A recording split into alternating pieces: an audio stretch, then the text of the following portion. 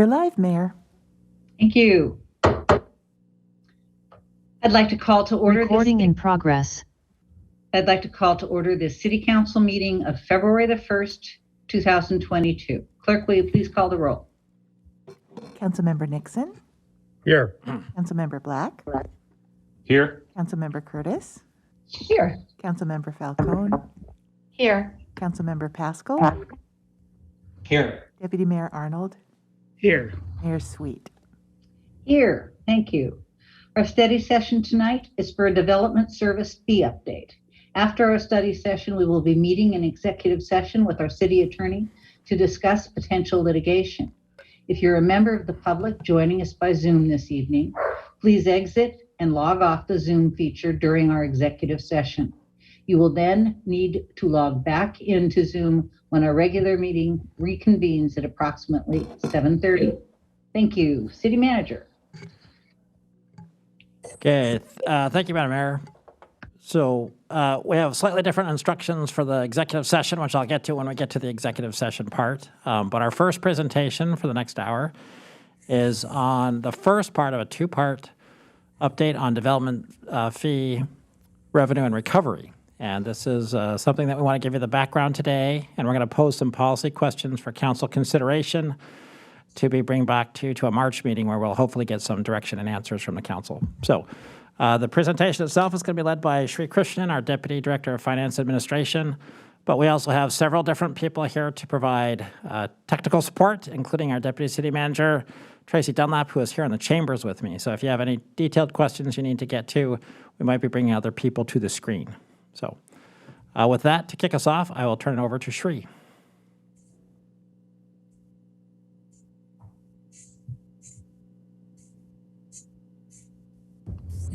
You're muted, Sri.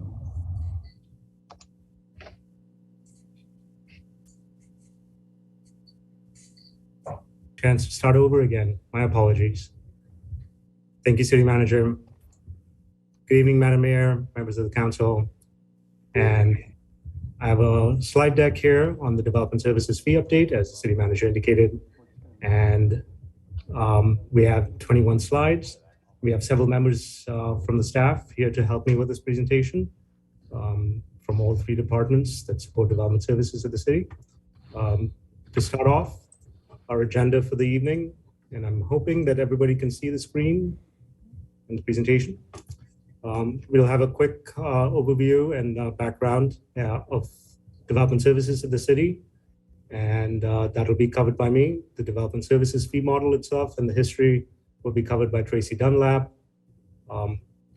Kevin Pelstring and I will pick up on the trends and the proposed changes, and we'll wrap up with me concluding on what's coming up next for the council. Sri, I don't think your slide is advancing.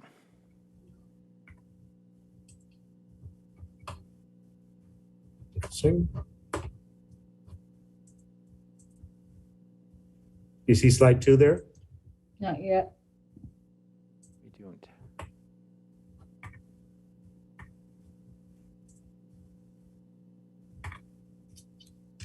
My apologies.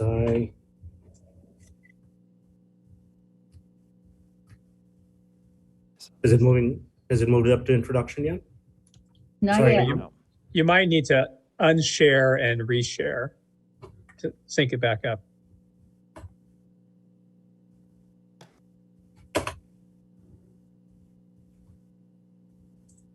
My apologies. One moment, please.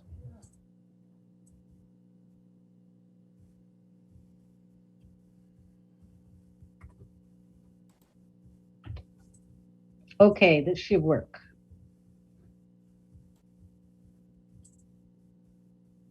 No, Can you now see the slide deck? we're back with, it never went away. We can go ahead and drive it from the chambers if you want, Sri. Please do. Well, If you could move it to slide 3, please. We're going to start with the introduction and then switch on to slide 4. Please. Tracy's going to advance the slide, so just give her the high sign when you want the next slide. All right.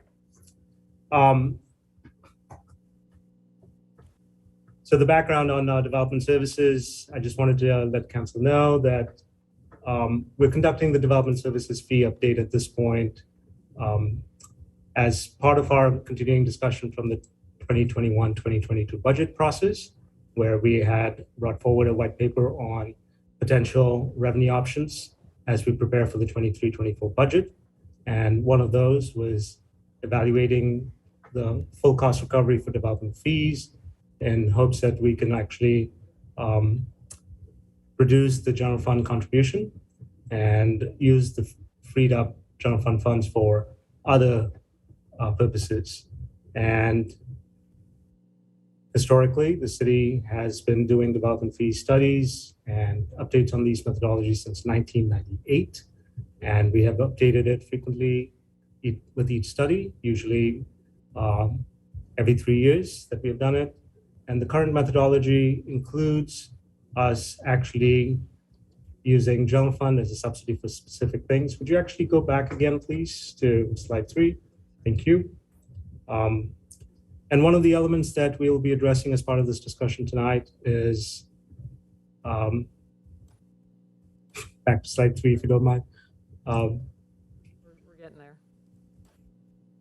Is the proportion of the general fund subsidy that we use and the methodology that we use for this. I also wanted to let you know that the scope of this update this time around is to evaluate the current cost of service, which is part of how we always do every one of these updates. Evaluate whether the fee structure is actually recovering at the levels that the council set cost recovery for development services in 2007. And we will also be talking a little bit about other methodology updates that we have considered as part of this. And at tonight's presentation, we're going to also point out some of the policy discussions and questions that we hope to bring back to council at a future date. Next slide, please. So development services at the city is responsible for permitting activity from all single family to large construction. And development services currently sits across 3 departments, most of it in planning and building, followed by a division in the Public Works Department, and fire prevention in the fire department. The table on the slide indicates the FTEs that we have used over the years. You'll notice that since 2013, there's been a pretty steady rise. This is reflecting primarily the growth in the services that we are providing. In addition to the FTEs that are allocated towards the services, we also use other services that, such as the stormwater engineer, who's charged out separately as professional services. We also have on-call people for providing services for electrical plan review. And those are not counted as FTEs shown on this particular table. Next, please. As I mentioned earlier, there are 4 sort of groups that we have. We use this basically as a structure for our development services fee model as well. The 4 activity groups or categories that we use are building activities, which are primarily responsible for for all kinds of construction, and they also ensure that all construction meets our code requirements and safety requirements. Staff under the building activities are also responsible for visual inspection of the construction and responsible for reviewing work permitted by the city. Fire prevention is focused on the improvements in how the proposed improvements will impact fire safety for the community and emergency response. As part of their building review, staff was also responsible for reviewing suppression features within structures, and they also review specific activities such as fireworks and storage of hazardous materials. Planning activity is related to all work done by the staff related to the comp plan and reviewing things to be consistent, or reviewing development proposals to be consistent with the zoning code, subdivision ordinances, and SEPA. They're also responsible for providing information on development policies and regulations. The development engineering activities handles the review, permitting, and inspection of the utilities and the transportation infrastructure, and they're also responsible for environmental protection and review of all features related to that. Next, please. Development services, this is just a general overview of their revenues and the financial picture.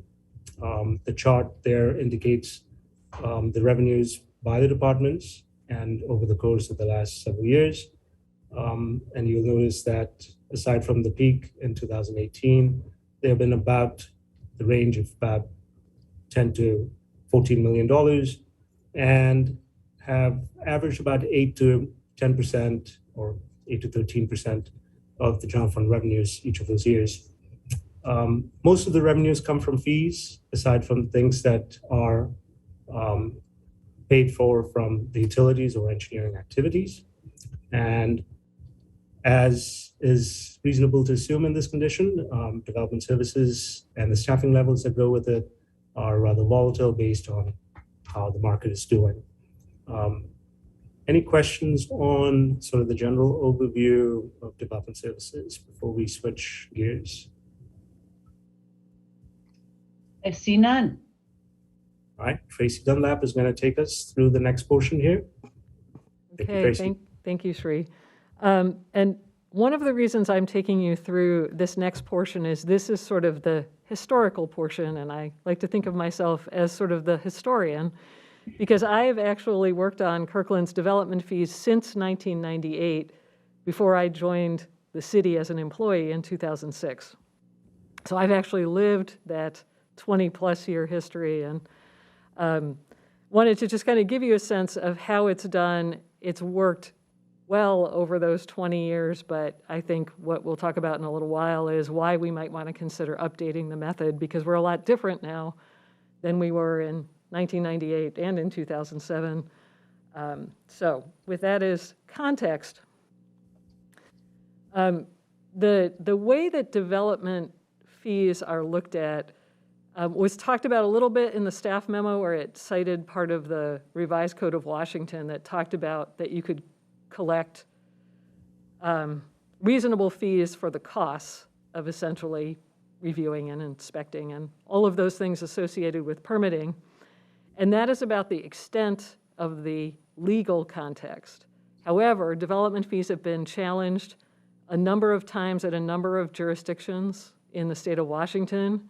And the best practices that we practice now, and as do many others, have sort of emanated out of the interpretation of what happened in those lawsuits over the past 20 years or thereabouts. And one of those lawsuits clarified that when it talks about the cost, it means the full cost. So it's not just the cost of the individual who's doing the work at that moment, but it's that cost plus the indirect costs of supporting development services, so things that you're not charging fees for, but that are basically, you're doing it because the service is being provided. Department overhead, which is essentially the supervision and management and the administration of those fees. And then a portion of the citywide overhead. The city charges the utilities, for example, a share of finance, a share of HR, a share of the city manager's office, share of the city attorney. And when we do these fee analyses, we also allocate a share of that general overhead to the full cost, because it's part of providing this as kind of a business unit of service. And so that's kind of how we build what the full cost looks like. And then prior councils have set cost recovery targets that were roughly by department, that we looked at those layers of costs and the types of things that were being done and had conversations about should there be less than the full cost recovered from fees. And over that long period of time, there have been some adjustments, but for building and fire prevention services, the direct services, the actual hands-on delivery is targeted to recover at 100%. For planning and public works, it's at 80% of that direct cost. And really the thought process is there's some public benefit in that, but it is a judgment call how much public benefit each one of these services provide. Code enforcement has historically been at 0% recovery as a matter of policy. We actually added a temporary code enforcement officer, I believe, to particularly focus on permit revenues. But code enforcement is for people who aren't paying or aren't complying with the permits, and so historically wasn't recovered in fees. It was recovered, a portion of it from fines, but for the most part, it was subsidized by the general fund. Public information is answering people's inquiries, and basically how many of them were related to a specific development project versus general questions was sort of the basis there. Policy development, how much do you do interpreting it for specific projects versus general policy development? And then the overhead was done on a weighted average of the rest. And so the city was not targeting to recover the full cost as it was determined. It was targeting to recover through fees a portion of the cost that varied by the type of activity. And you can see those 2017 targets down below, which are consistent with the recovery targets that were set in 2007. And so this is a forward-looking cost recovery. What actually happens depends on the level of development activity. And so when you look at it in aggregate, the 2020 budgeted expenses, so essentially the expenses we would use to set the fees, were $13 million across all of those activities. The revenues collected were about $10 million, which is about 78% of the cost. So it falls in line, though it differs significantly by the type of activity. Building activity has been strong, and we've had some very large projects. And so building is actually right now recovering pretty much its full cost. So those are building permits and inspections primarily. Fire prevention, somewhat less. Planning is a wide variety of types of permits, some of which have more public benefit than others, and we'll talk about that later, but it's recovering something less than the target recovery, and the engineering permits are right in line with the target. But the policy question that we're sort of teeing up for the discussion later on is, might you want to change those cost recovery targets? And then how does that actually relate to changing the fees? And so why we would do that is kind of the subject of the next few slides. But this is a method that a lot of the, I'd say, larger jurisdictions, King County, Seattle, Bellevue, Redmond, ourselves, and a number of smaller jurisdictions have used to varying degrees. And what is also the case is they set different cost recovery targets based on the elected body's policy, because the only real guideline is you can't recover more than the full cost, and if you do, you need to use those funds to support development services. You can't use them to do something else, which was, something else that's unrelated, which was the subject of a different lawsuit that helped sort of create some of this best practice. And so I don't know if you have any questions for me about the history or about sort of how the process was developed, but the actual level of development activity you saw has grown a great deal over time, and the makeup of the project is grown over time, and that's what I think Sheree and Kevin are going to talk about next. Any Great. question? Thanks, Tracy. Okay. Good evening.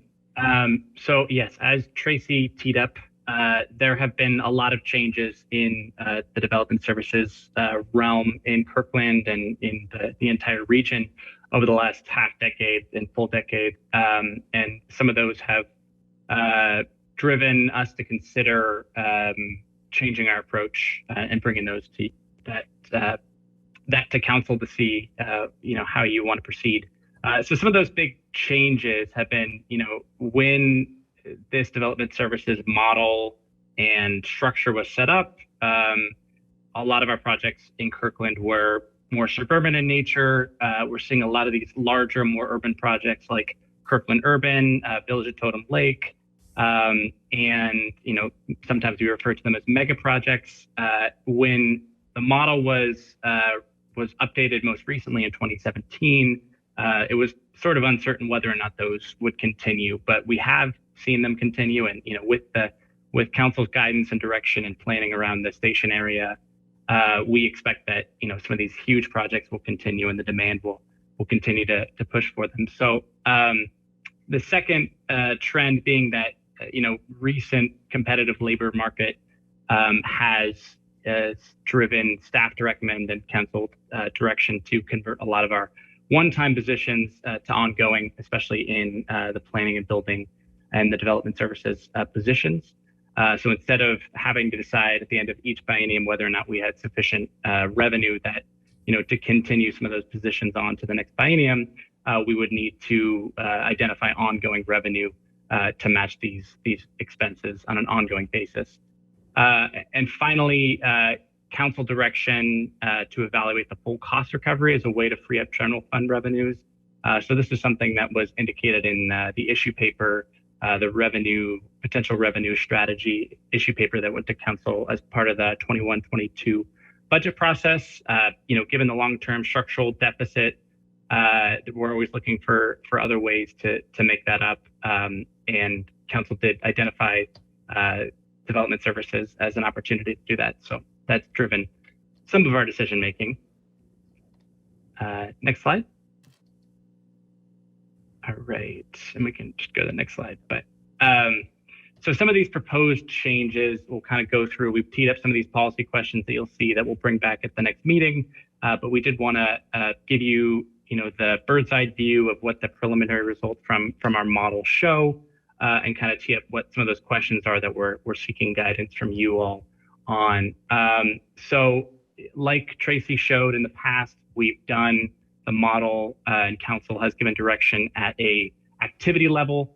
So it's basically all the staff time, whether it be in fire, public works, planning, or building, all of that work that's done on what we consider building activities is shown here.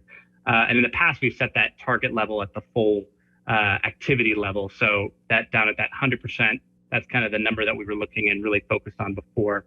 Our new approach to kind of react to some of these new trends is considering these on a fee-by-fee basis and seeing if there's specific fees where the cost to deliver those services is higher than the revenue that we're currently bringing in based on the current fee level. So what this table is showing you is it's showing you the full cost for all the department's work on each of these types of permits in that first column there, and that's the budgeted cost. It's showing the actual revenue that we received in 2020 for each of these permits or activities. And then it's showing just the percentage, the current cost recovery. So based on our budget expenses, how did we do over that year? How much of the expenses did we cover? And the final column is showing just kind of a brief indicator of what it would take to increase each of these fees to recover the full cost to deliver those services. Now, I say that, and there's one limitation on this model is that specifically in the building activities, building permits bring in a lot of revenue. As you can see, they're bringing in 125% of the cost recovery. But that sort of belies some of the revenue that is taken from those building permits and is paying for some of the trade permits. So that would be plumbing permits, mechanical permits, and electrical permits. So some of those are basically paid for within the building permit. So that's a little bit of a complication there. Overall, this building activity is hitting right around 100%, which is above target. The target is 89% for building activities. So some of the key kind of policy questions we want to bring back to council regarding these is the Planning and Building Department is recommending that we revise the building permit fee schedule to include additional tiers for these mega projects with total valuations above 1 million, 5 million, and 50 million. I believe the current fee schedule only goes up, the highest tier goes up to 500,000, if I'm not mistaken. So that's one way that we want to, bring our fees in a little bit closer to peer cities, and we'll bring some comparison to the next study session or council meeting, so you can see that. The second is, given council direction and action on some of the missing middle and some of the affordable housing initiatives over the past few years, we want to, potentially ask if you'd like to see additional options to incentivize or basically lower fees for some of these multifamily, affordable and dense housing projects. And some of these things are not clearly driven to a specific permit, but we can go back with the departments and see kind of the best ways to accomplish these. And then finally, the third question is whether or not council wants to right-size fees on sign permits and electrical plan review, both of which staff and the department has indicated are basically the cost that deliver both of those is rising and continuing to rise. And you can see that the cost recovery is rather low on both of those fees. So those are the types of questions that we'll be bringing back to council. So can I just interject really quickly a Yeah. little context on that first question about adding the tiers, because it's sort of a historical context as well. Seattle and Bellevue 25 years ago, and I believe like 20 years ago respectively, added these tiers because it's when they started to see many very large projects, because the way the building fee schedule is set, it's based on valuation of the improvements, and when it was set in its original form, it didn't necessarily contemplate projects of the size that was there, but there is a point at which the cost to provide the service isn't linear with the size of the project, that reviewing a $50 million project is not 50 times more effort than a $1 million project potentially. And so this is an action that is very much consistent with what others have done as they see this sort of urbanization happen. So that's kind of just a little historical background, that it's kind of a part of the evolution of going from a more suburban, predictable development to going to some very large projects that might be disproportionate, where the fee revenues might be disproportionate to the level of activity necessary. Question, Tracy. When you make that sort of the large valuation projects, when you separate those out, is the electrical plan review also subject to that? No. I mean, is part of the reason why we're not collecting because they're much more complex? I think that this is really, I think they're really two separate issues. I don't know, Kevin, if you have the detail. I think that the electrical plan review is more about specific electrical work that's done separate from a large development, where the plan review and inspection fees are the ones that are based on the value, scaled based on the value of the improvement. So I think that one in particular isn't related. I do think that what Kevin was saying about the plumbing, mechanical, and electrical permits, the three that are underneath the permits and plan check, that some of that is being recovered through the building permit and plan check fees, but it's hard to separate them out because of the different ways the projects are constituted when they come in, when the permit fees come in. But I think the electrical plan review is a separate issue. Thank you. Go ahead, Kevin. I'll just add that, electrical plan review is its own issue in that it requires a lot of certification and experience specific to be qualified to basically do the electrical plan review. So that's why that cost is so high. And I think currently it's being done by an on-call position, and staff expects that the cost of that service will just continue to rise because of that high certification that's required. Thank you. I have one other question, and that's with regard to the sign permits. If the sign permit process is as complex as it is because we haven't fixed it, is that what's driving the cost on these? Because the fact of the matter is we know we have a broken sign code. I am not sure. I don't have a good answer for you. We can check with Kurt Aldworth or Tom Jensen if they can provide any context on the sign permits. I think that Or will we be can bring helpful that back. information. See, Adam has joined us. Adam, do you have any thoughts on the sign code? Kurt? Yeah, thanks, Mayor Sweet. Yeah, that's a really good question. We are looking forward to updating the sign code. It does need to be updated. I think there's lots of reasons for higher than expected costs for sign permits.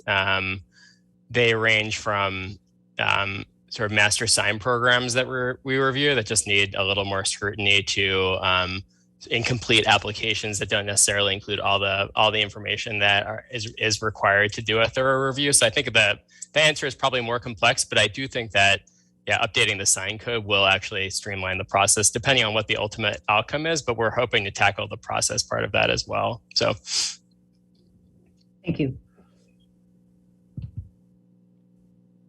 Great. All right, next slide. Now on to fire prevention activities. So this one in particular is mostly done by fire staff and fire prevention staff, unlike the other activities, which have kind of a collaborative, all departments are working on each of those fees. So as you can see, there's only 3 specific fee types that we pulled out, but there's a lot of complexity within each of those.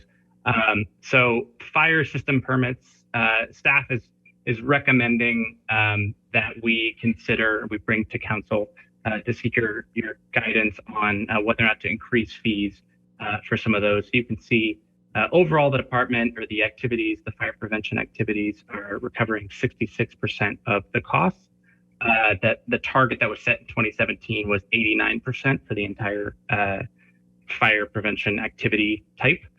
On an individual fee by fee level, it's pretty consistent, but there's a lot of different things going on in each of these. So I'll go through them. The fire system permits, staff has indicated that we should, bring to you all to consider increasing fees on sprinkler fees, fire alarm system fees, and other fire system features, which are all subcategories within the fire system permits. And we can bring a little bit more detail as to why those are not recovering as expected. The fire plan review, so this is a different issue than we're seeing on the building activity side, so I want to explain it. But staff is recommending that we revise the fire prevention plan review fee schedule to also include additional tiers for projects with total valuations above 2.5 and 25 million. And this is the opposite problem that we're seeing in building. This is actually where some of these larger projects are requiring so much time to review that it's exceeding what we're bringing back in revenue for those fees. So this is a little bit different than what we're seeing on the building permit side. And that's because the building permit fees are based on evaluation, whereas currently the fire prevention plan review, if I'm not mistaken, is more based on a per it's not based, it's a base fee, and it doesn't have as much impact by the valuation. So staff is seeking to reconcile that. And then the final one here is the Ifc Permit. So that's the International Fire Code. So that is for existing buildings and a lot of different smaller types of fees, like for fireworks and for hoods on kitchens, commercial kitchens, and a lot of different things. That is we kind of consider that a little bit separate because it's for existing buildings. It's not for newly built buildings or new renovations. So we are going to bring some recommendations from the department back to council at a later date that goes into the specifics on the IFC permits and how they want to move forward. All right, next slide. And I believe it's back to you, Sri.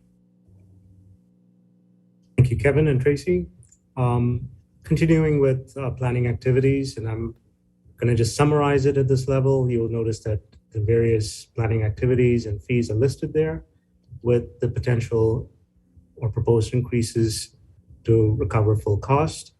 And policy questions that we intend to bring back to council at a future meeting is whether the ones that are under collecting should be increased by each of those percentages noted there. We intend to come back with further background and context so that the council will have a better opportunity to give us direction on those. Next slide, please. Engineering activities. Excuse me, Shri. Oh, On the previous slide, I have a question. please. In the list where you're asking the policy questions, you don't list the pre-submittal conference. Is that something that we're looking at trying to get to full cost recovery?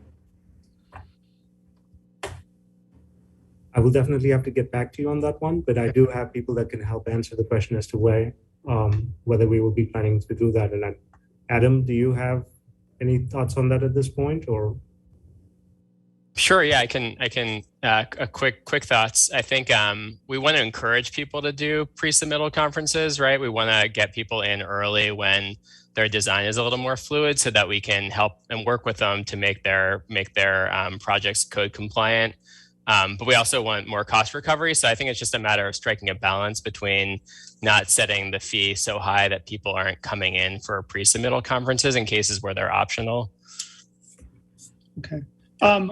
Up to this point in all the slides where you asked, does council support raising fees or taking this action? I was a yes on everything up to that point. I will want to look pretty deeply at what's happening with the pre-submittal conference, because as you say, Adam, this is something we want to encourage.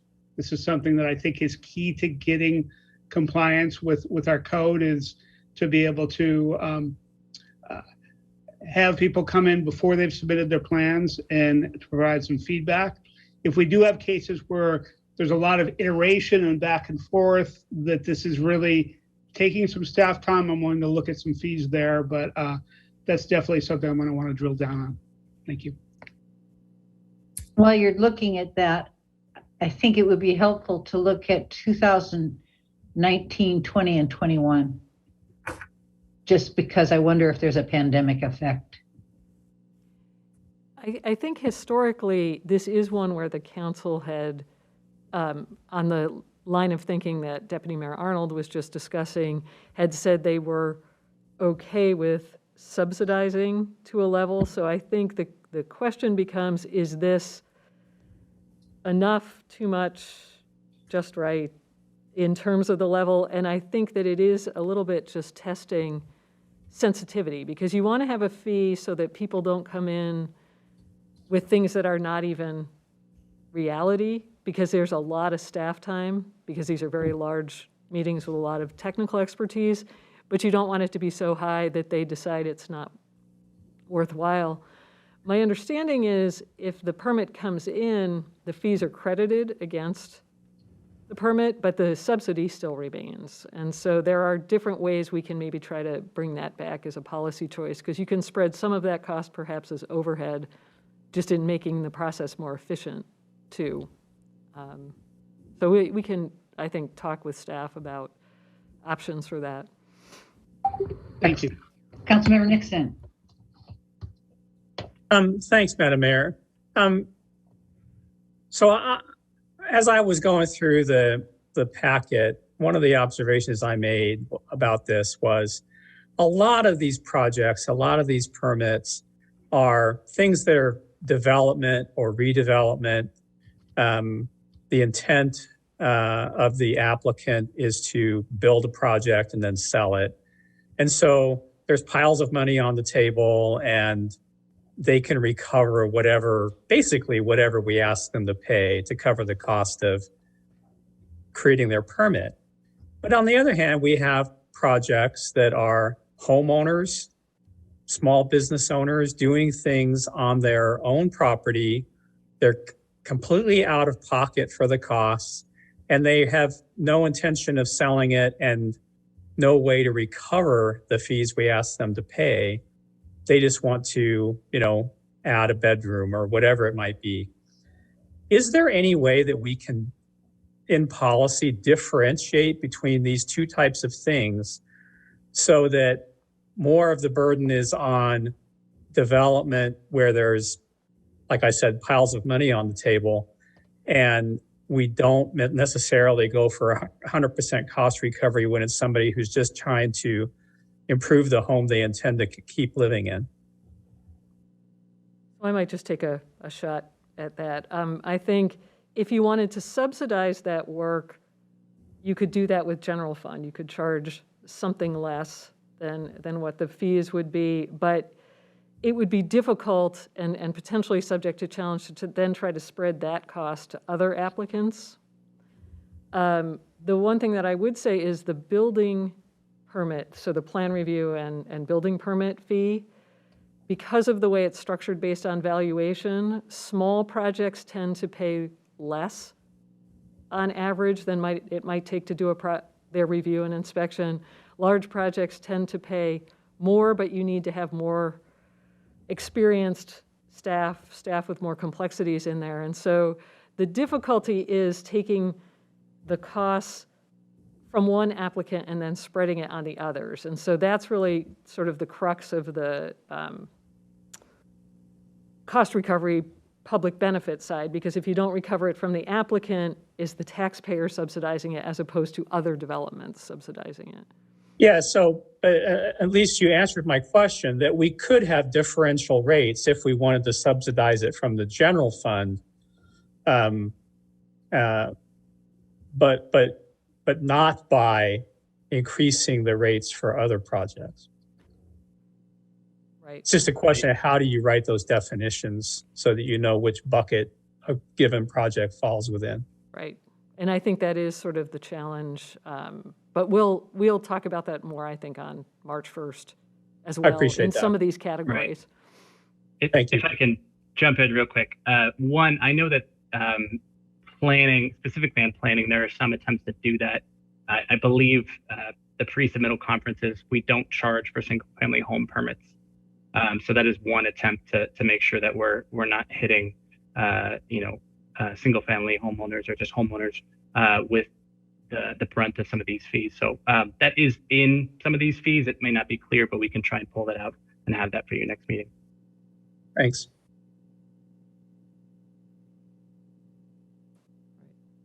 Next slide, Kevin, or Tree.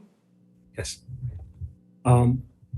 Other questions before I move on to engineering activities? I see none. All right, thank you. Engineering activities is the portion that Public Works provides, and you'll notice that they have some of the lowest fee increases that are being proposed. But one of the things that we're asking Council at the next meeting will be whether or not they would like to increase this or adjust this as well. Next slide, please. All right. Any questions on any of the fee adjustments that we hope to bring back before I move on to the next topic? Looks like we're good. All right, thank you.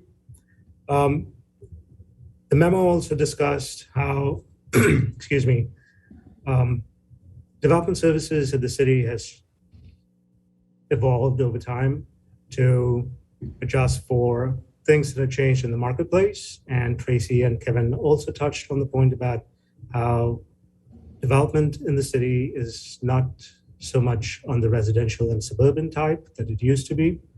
We're also noticing that there are other issues that have come up with the way that we present and report on our development services revenues and expenditures.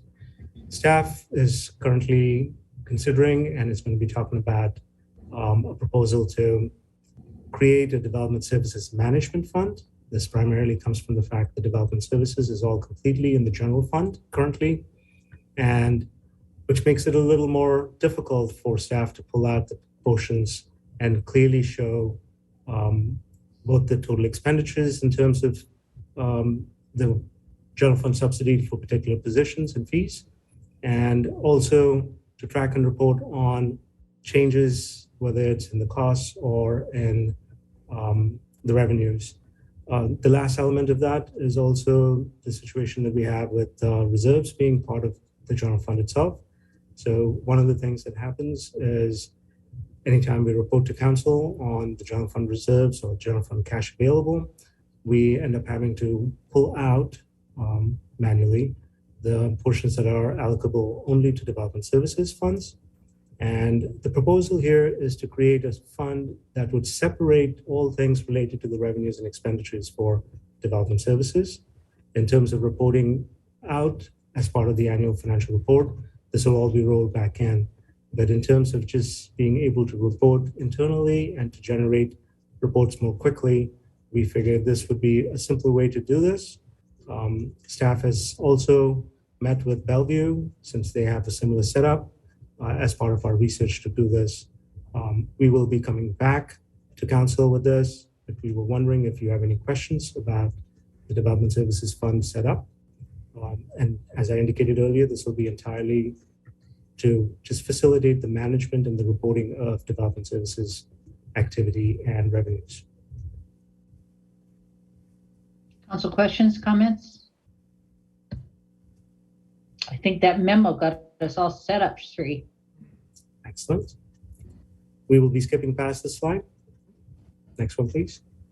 So for the March 1st study session, we hope to bring back our responses to council questions.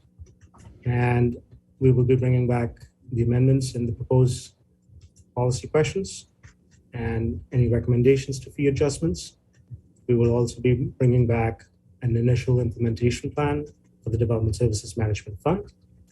And we will also bring back policy changes and targets for the Development Services reserves. We will also finally bring the final cost recovery results for 2020 as part of our presentation for the next one on March 1st. Questions or additions to that list? Council. Goodness. That was easy. Thank you, Sri. We'll see you in March. Thank you very much. Okay, does that take us to our executive session, City Manager? It does. So we had the executive session scheduled to start at 6:30. So we just need a few minutes to get the right team ready. One clarification I want to make is we actually have now switched our process. We're going to send the council to a new Zoom link. So members of the public do not have to log out. We'll be muting this room, and all the council members will be going to a different Zoom link. So council members should look for email received from the city clerk, Kathy Anderson, at 11:06 that says Zoom executive session. If you go to that link, it will take you to the executive session. But if the council wants to start right now, or do you want to wait like 5 minutes? And sure, we can join the link in 5 minutes.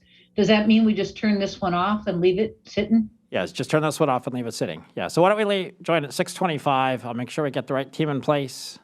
Great. And then this will be muted. Okay. And the council will return to regular meeting at 7:30. Okay. Thank you.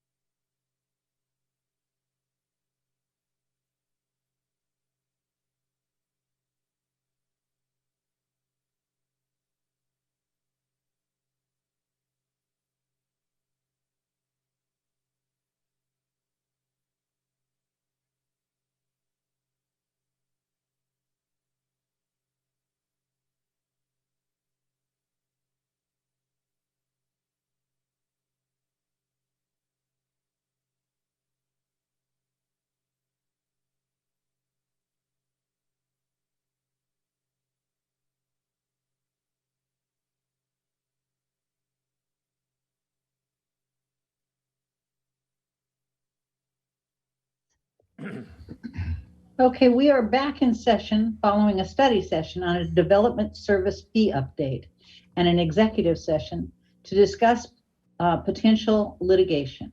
That takes us to honors and proclamations. We have a proclamation this week for Black History Month.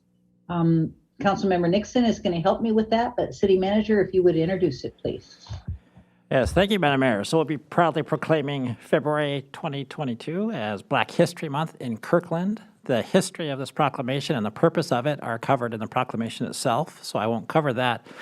But I do want to let anyone who is listening or watches this to know that to learn more about the exceptional contributions of Black Americans to our region and our state and our country, there are many links in the city website that are included in the council packet tonight.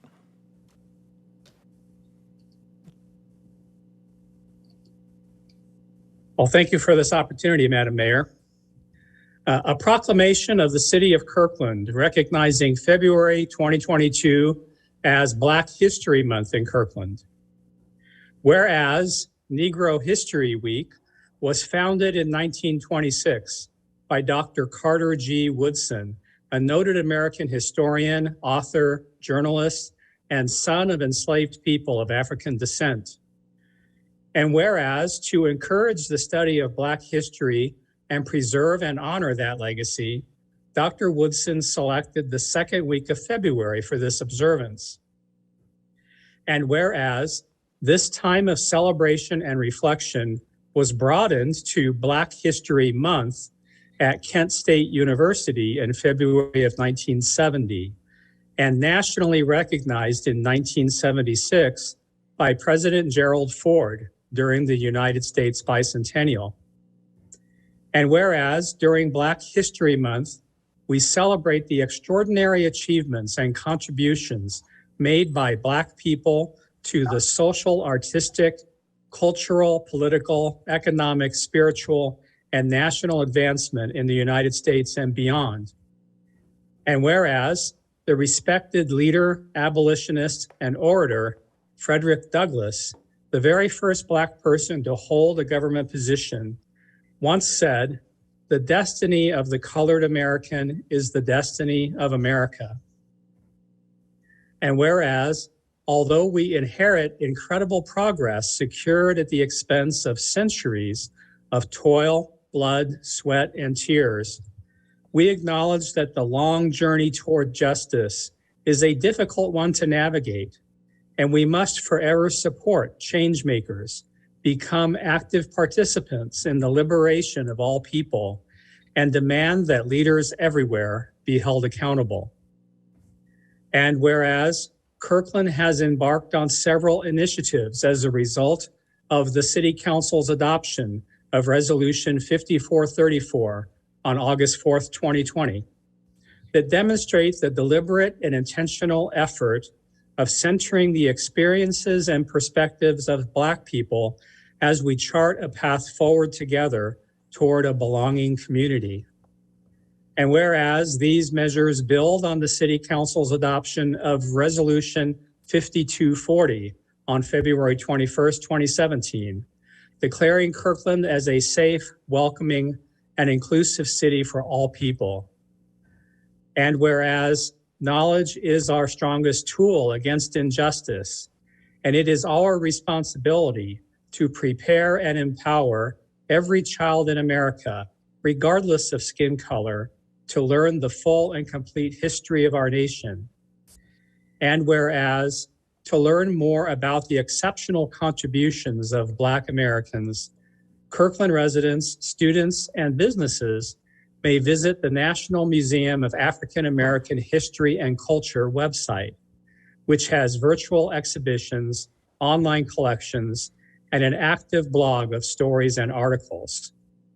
Now, therefore, Mayor Penny Sweet, on behalf of the full City Council, proclaims the month of February 2022 as Black History Month in Kirkland, and asks all community members, public officials, librarians, and educators to join us in commemorating the countless contributions of Black people in our region, our nation, and the world, as well as facing the reality of institutional racism in our community.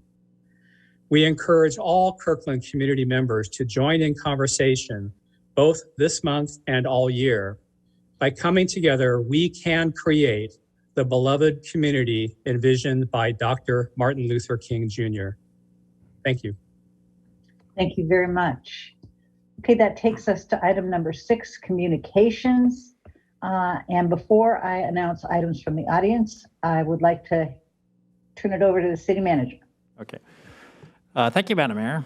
So as council members know, on Monday and Tuesday, we've received quite a few inquiries as to whether the city of Kirkland or King County is considering purchasing La Quinta Inn in Kirkland for a permanent supportive housing site as part of King County's Health through Housing initiative. So we wanted to let anyone who is listening know that we put out a statement. I put out a city manager statement that went out today, and we activated a website that has detailed information about the Health through Housing initiative and the council's consideration. King County is considering the purchase of La Quinta for a permanent supportive housing site in Kirkland. However, they are still doing due diligence, and they have not made a final decision as to whether or not to purchase the site. We expect that when they conclude that, they'll be making an announcement sometime in the next few days or a few weeks. In the meantime, we have detailed information about the process, information that people can look at to find out more about health through housing, what a permanent supportive housing site looks like, and so forth. All of that's on the City of Kirkland webpage. There's also a link to King County's webpage that has much more detail from the King County perspective on their health through housing initiative. So if there's anyone who would like to learn more from the city itself, on that webpage link, there's also a link to the Q Alert and people at the Our Kirkland link, and people can send suggestions, and Kirkland staff will be happy to follow up with anybody. So just want to make sure everyone is aware of that, and we're happy to connect and communicate with anyone who is interested, and we'll be continuing to keep the community updated and engaged in this process. Happy to answer any questions. Thank you very much. Okay, items from the audience. This is the time in our meeting when we normally hear from the public on matters which are not quasi-judicial or scheduled for a public hearing, of which there are none scheduled this evening. Because the current social distancing requirements related to COVID-19 that are still in effect at the City of Kirkland, members of the public cannot participate in person at tonight's meeting. However, the public may still comment by Zoom or telephone. For those members of the public who are joining us by phone or on Zoom, please limit your remarks to 3 minutes, and the council will receive up to 3 comments each on both sides of each issue. If you're participating by Zoom, please click in the participants box to raise hand to be recognized. For those participating by phone, please dial *9 to be recognized to speak. In addition, if you're participating by Zoom but do not wish to speak, you're encouraged to watch the council meeting by live stream through the city's website. So I see we have over 50 attendees, and I am sure that many would like to speak, but we will only be taking, as I indicated, 3 individuals pro and 3 individuals on the other side of any event. So I'm going to start with calling up the hands that are raised. MJ Carlson.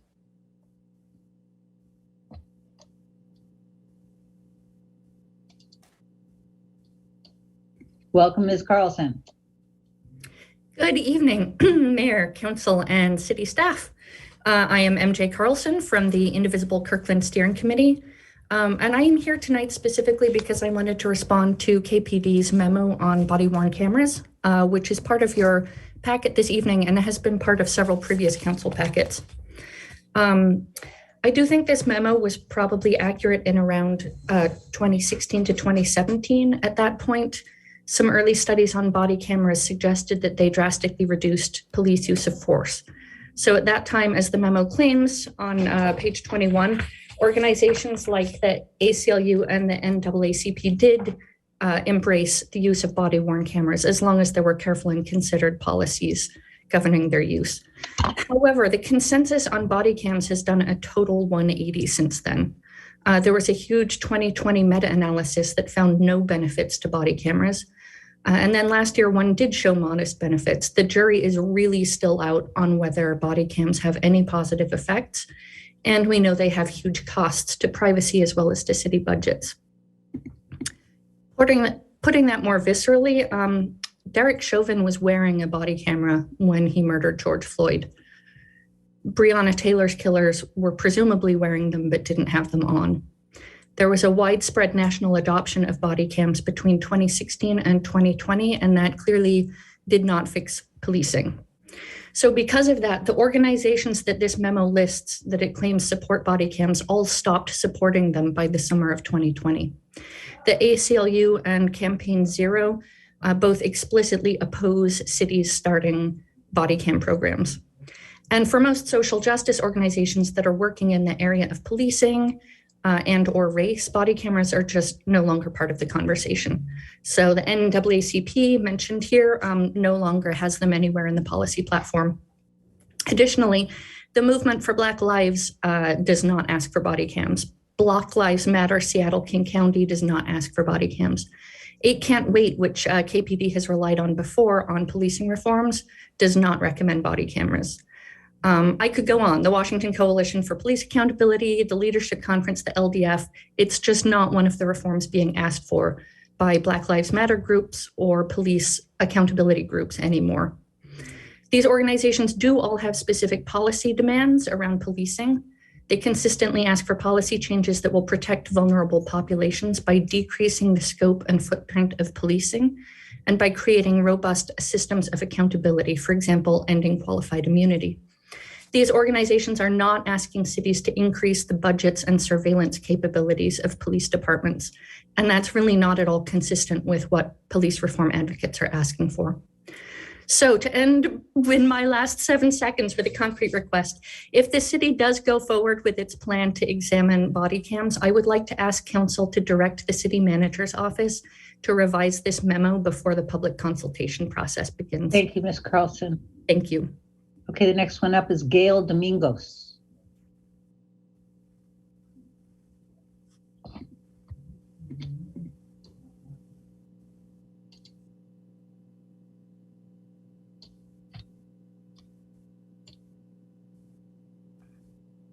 Can you guys hear me? Welcome, Ms. Domingos. Proceed. Hi, thank you. My name is Gail Domingos, and I'm one of the founders of Cedar Crest Academy in Kirkland, a campus which opened in 2006.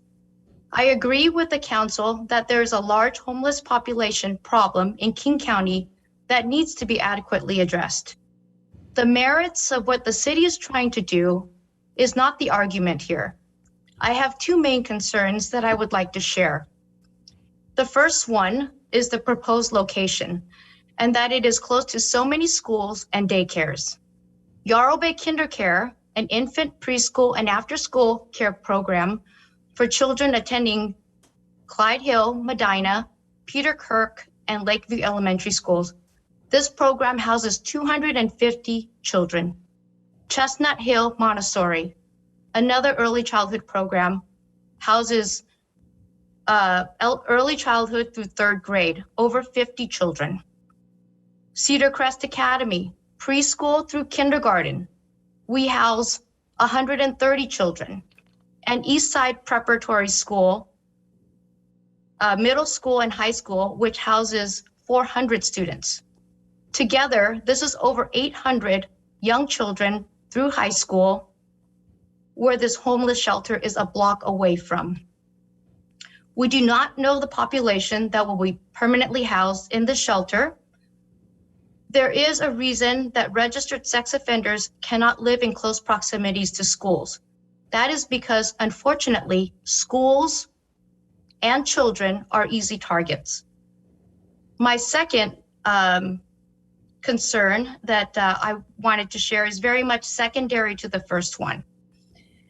And having worked with and volunteered with homeless population over many years, first through an outreach program through UCLA's School of Public Health for 3 years while as a student, and second, as a parent trying to instill in her son the value of compassion and being a good human being.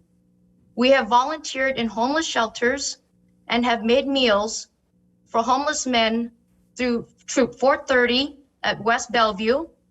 And over the years, we've sat with many men over meals and conversed with them about various topics.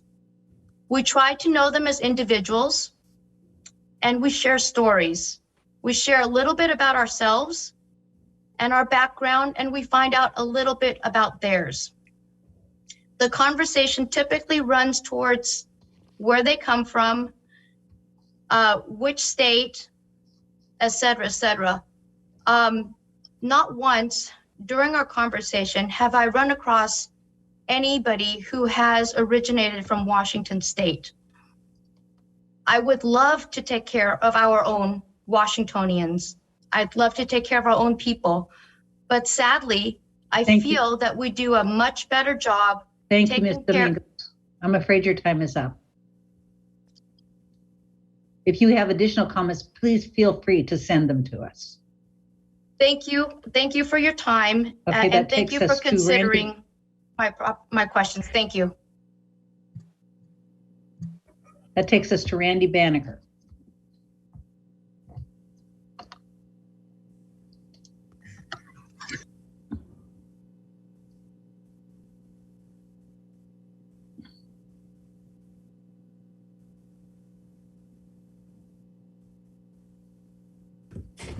Thank you, Madam Mayor. Is my audio okay? Your audio is okay. I don't see you, but there you are. Okay. Madam Mayor, members of the Kirkland City Council, thanks for the opportunity to comment tonight. My name is Randy Banneker, here tonight on behalf of the Seattle-King County Realtors. I just wanted to thank you for your thoughtful discussion and support for House Bill 1782 during your January 18th meeting. This is a bill that would increase housing units in areas with frequent transit service and offer some greatly needed relief to middle-income families who struggle to find housing options in a market with very low inventory and very high prices. You know, in a balanced real estate market where there's no benefit for the buyer or the seller, there'd be about 6 months of inventory. In Kirkland, in December, it was less than 2 days of inventory. That low inventory spikes and low supply spikes prices. The median home price in Kirkland was more than $2 million in December. That was the selling price. So everything we can do to increase supply merits consideration. And as you discussed, it has to be done while maintaining quality of life. Kirkland is a model for offering its residents strong community character and quality of life. You have an impressive record of success in balanced, thoughtful residential and commercial development and redevelopment. Your leadership matters not just for Kirkland, but for our region. Increased density, particularly in single-family zones, is controversial. It's hard, but it can be done well. Our organization has formed a member task force to explore residential zoning with the goal of creating more middle-income home ownership opportunities while maintaining, if not improving, community character and quality of life. We look forward to collaborating with you. Thanks very much. Thank you, Mr. Banneker. Okay, that brings up Ted Barr.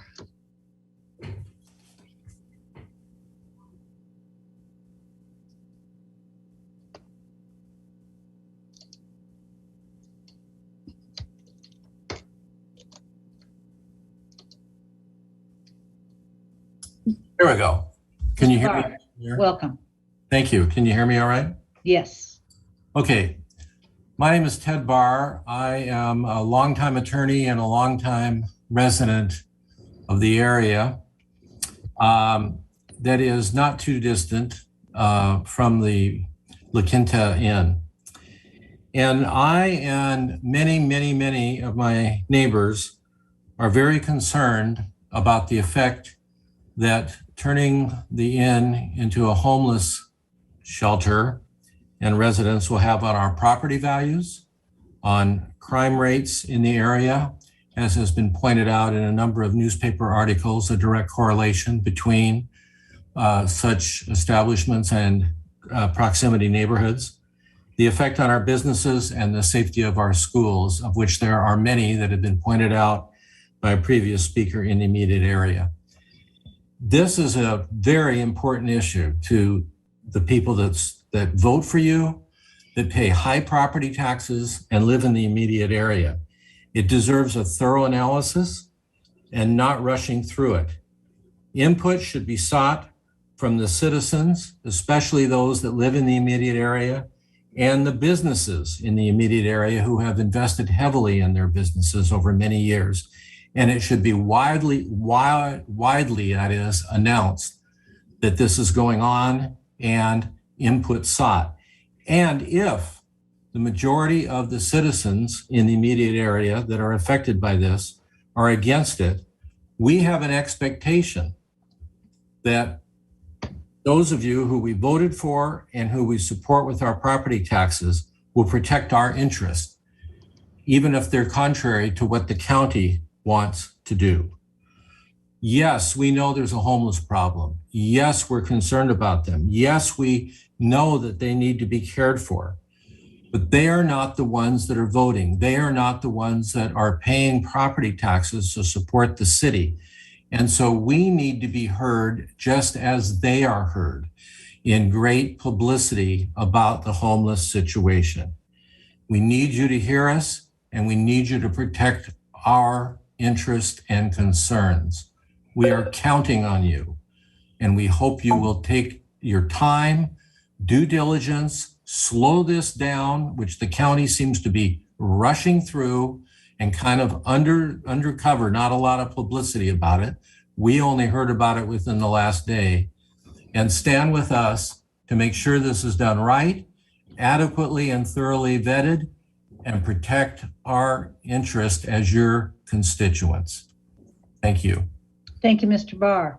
That brings up Karina O'Malley.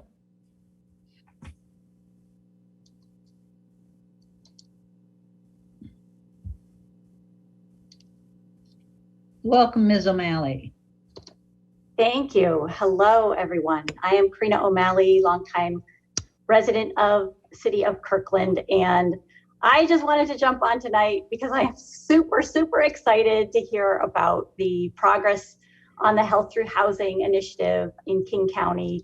Some people say that this is sudden, but I have been waiting over a year to hear about which property might be acquired in the city of Kirkland to create permanent supportive housing for folks who are currently homeless and need supportive services.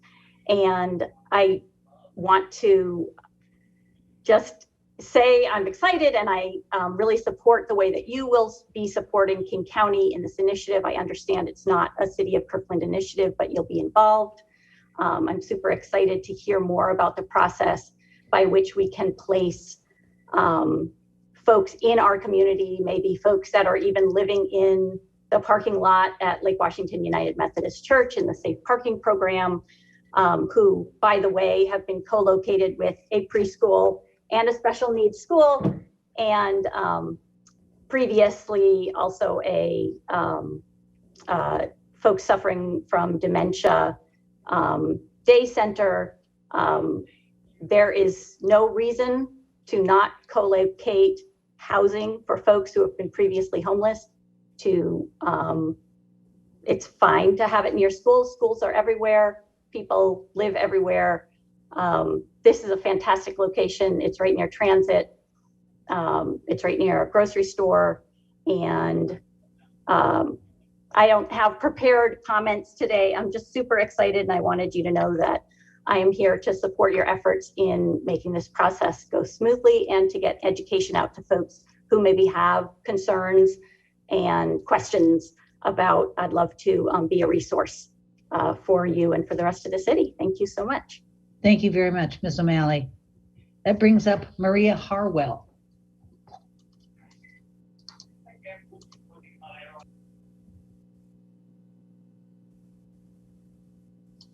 Welcome, Ms. Harwell. Hello, can you hear me all right? Yes. Yes.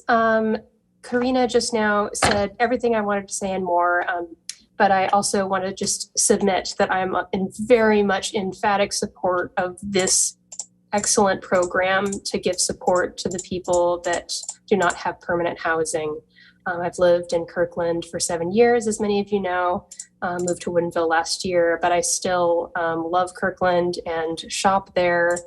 And I want to repeat for the people that didn't hear it last time I mentioned it. According to the King County Medical Examiner's Office, the number of homeless individuals who died of unnatural or preventable deaths has increased every year except for 2019 since the year 2014. 87 deaths in 2014, increasing every year except 2019. King County is now up to 176 deaths this year as of December the 2nd. And if you're curious about the city of Kirkland's numbers, 10 homeless people's deaths in Kirkland have been investigated by King County Medical Examiner's Office since 2019. Unnatural and premature deaths that could very well have been prevented were these people given access to affordable housing. The City Council has a responsibility to be a part of the solution to this area's housing crisis. And I'm so glad that the City Council came forward and voiced their support for the King County's program so that we can be a part of the solution. Just as everyone here has said, or the previous person said, the fears around homeless shelters are so unfounded, not based in data or fact. And I urge everyone that has concerns about this to actually dive in and look at the research. You might be very surprised at what we have found in cities across the US. When it comes to the surrounding area around a homeless shelter, there's this stigma that it's going to be a bunch of people using drugs. It's going to be people doing crime. It's going to be people being violent. The reality of it is, it's not much different than any other place in a city of that population when you install a homeless shelter. And I just tell people, if you're worried about people doing drugs, too bad. There's probably people doing drugs just down the street from you right now in a house, in an apartment. And we can't stop that because we live in a free country. We already have laws against dangerous activities like, we already have laws to keep track of these things. We don't need to add on anti-homeless regulation, anti-homeless attitudes like the people calling in who are listening to a lot of fear. And I think they need to listen to some hope and research the topic more closely. Thank you for your time. Thank you, Ms. Harwell. That brings up Celine. And Celine, I will need your full name.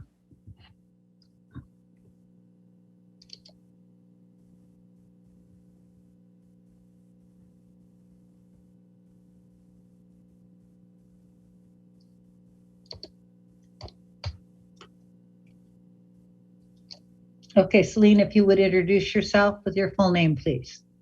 Sure. Yeah, my full name is Xilin Zhang. Yeah, I just have some connection issue. Yeah, so definitely super disappointed about what I just saw today. I'm a resident in the Houghton community, and I was shocked.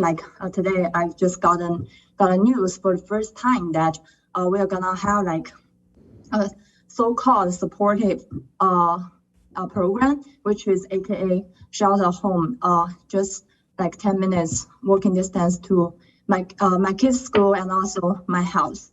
And the reason I'm disappointed is it's never ever been communicated whatsoever to the community. Zero input from community. And what we are looking for is simple. We need to know what exactly the reason we choose this hotel versus all the other 7, 10 more hotels. That's first thing. And also myself is a data scientist, so I definitely understand data and all the stats around homeless people, all the shelters, and just look at Seattle itself. A decade ago, it's a perfectly beautiful place, but just because, there are just so many hotels was turned into shelter place. Look at what the Seattle look like now, and also just look at all the stats in the recent hotels that are turned into shelter. 80% of those places, they have more robbery and crimes than ever before. I did my research, and last but not least, just think about the previous comments about the school. School is everywhere, but remember, homeless is not everywhere. There is no reason we don't care about the our vulnerable population, like our kids. Just a block away from the so-called shelter place is definitely super concerning. Think about the example we had last year, the Silver Cloud Inn. Like there is no school nearby, but what about this one? There are 6 schools nearby. It's basically less than 100 feet, and who cannot say it's concerning? I'm done with my speech, but really hope the community can have full disclosure information about why we choose this site and all the potential impact. I'm happy to arrange another meeting to discuss all of that. I really hope the community will be a better place with all our input. Thank you. Thank you. Okay, that is 3 speakers in opposition to the shelter in at La Quinta. So we will take no more testimony on that issue unless it is in support. And I see no raised hands. City Manager, Just had one hand raised, Madam. Excellent. And that will bring on Andy. I think that might be Andy Held.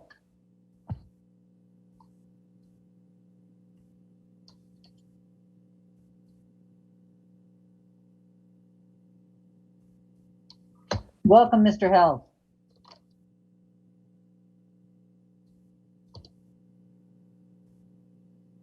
You are muted. There we go. Thank you, Madam Mayor and members of council, and also greetings to the larger Kirkland community who is listening tonight. I did not intend to speak tonight, but I'm doing my best to speak on behalf of the council. Since this is not on your agenda, there will be no comments that you will make, no responses to the concerns residents are raising. And while the city manager has put a lot of good information and the assistant city manager has put a wonderfully informative post on the web, I doubt people will read them. So here goes. First and foremost, the city has very little control in the sense that the zoning underlying the Yarrow Bay Business District explicitly allows stacked dwelling units. So it's a permitted use in the city's zoning code. There were comments about anti-homeless regulations. And in fact, once again, even if the city wanted to, there is state law which prohibits the city from creating anti-homeless regulations in our zoning code. In a very broad sense, this is a business district, which is walking distance from a park and ride. What better place can you imagine to have permanent supportive housing for people who are either leaving homelessness or on the cusp of homelessness, where transportation is available to get to and from work and other services, where it's not a residential neighborhood. And yes, there are schools right next door, the adjoining property. And in fact, I have 2 students enrolled in that school. And as a family, we've talked about this issue, and speaking as a parent of high schoolers, I'm not seeing my timer. I'll need to be done fast. Bottom line, not only is this the right thing to do for the citizens who will be living there, it is the right thing to do for our community to support the people in our community who are homeless, on the cusp of homeless, and struggling in a way that those of us who are on this call cannot even imagine. Thank you. Thank you very much, Mr. Held. And now we'll bring up, is it Quan Wu?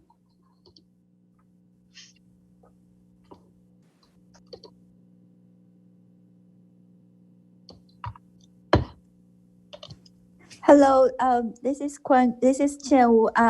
We received this message from our school. The Ms. shelter Wu? is right. Ms. Wu? Hello? Can you hear me? Yes, I can hear you. Okay, Ms. Wu, I'm sorry, we are not taking any further comments on the La Quinta issue. Okay. Okay, thank you. You are welcome to send your comments in writing. Okay, thank you. Thank you. The only two hands I see up, City Manager, are people who have already been called on. Advice, okay, Mr. Barr's hand is up, but I don't think we will be calling on him again. So with that, is there anyone else who wishes to address the council at this time? And if Mr. Barr has further comments, he is invited to submit them in writing on our Kirkland or to send an email to the council. So with that, I will declare this items from the audience period closed. This takes us to special presentations. Our first special presentation is the COVID-19 update. City Manager. Okay, thank you, Madam Mayor. So while we have this as a standing item, we like to, about every 4 months, give a more comprehensive update on what's happening with everything related to ARPA, the American Rescue Plan Act. And so here to give you that quarterly update is our management analyst, Carly Jorger, and we're happy to answer any questions the council might have at the end of her presentation. Take it away, Carly.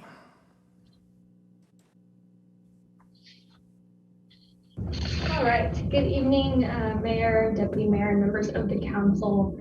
This evening, I'll provide you with a program update on the American Rescue Plan Act. I have 15 slides split into 3 sections. First is our progress through the end of last year on your spending plan. The next is some highlights from a demographics report of grantees served by our relief programs. And then I will wrap up with some next steps. As a brief recap, the American Rescue Plan Act was approved by Congress last year, which provides the city of Kirkland with a total of $10 million in 2 $5 million tranches for COVID-19 recovery. What you see on your screen here is City Council's ARPA framework that you adopted at your May 2021 budget retreat. This informed the spending plan that I presented to you at your regular meeting on September 21st. And now this evening, I get to provide you with another update on our progress. From the date of receiving our award through December 31st of last year, the city has extended or entered into contracts for 36% or $1.8 million of the first tranche. The remaining 64% or $3.2 million is planned and allocated for projects that staff will execute in 2022. This spending plan follows the council's allocation of $3 million to city operations, $1 million to human services, and $1 million to economic recovery. There's a table in your packet that provides much more detail on each of these programs within these categories. So to put all of this progress in context, according to a survey conducted by the Association of Washington Cities last fall, only 20% of respondents had approved spending plans and 70% were still in the planning phase. So thanks to the City Council's early direction from last May, we've been able to activate 36% of the first tranche and plan all of the remaining funds within the first 7 months of receiving the first tranche from Treasury.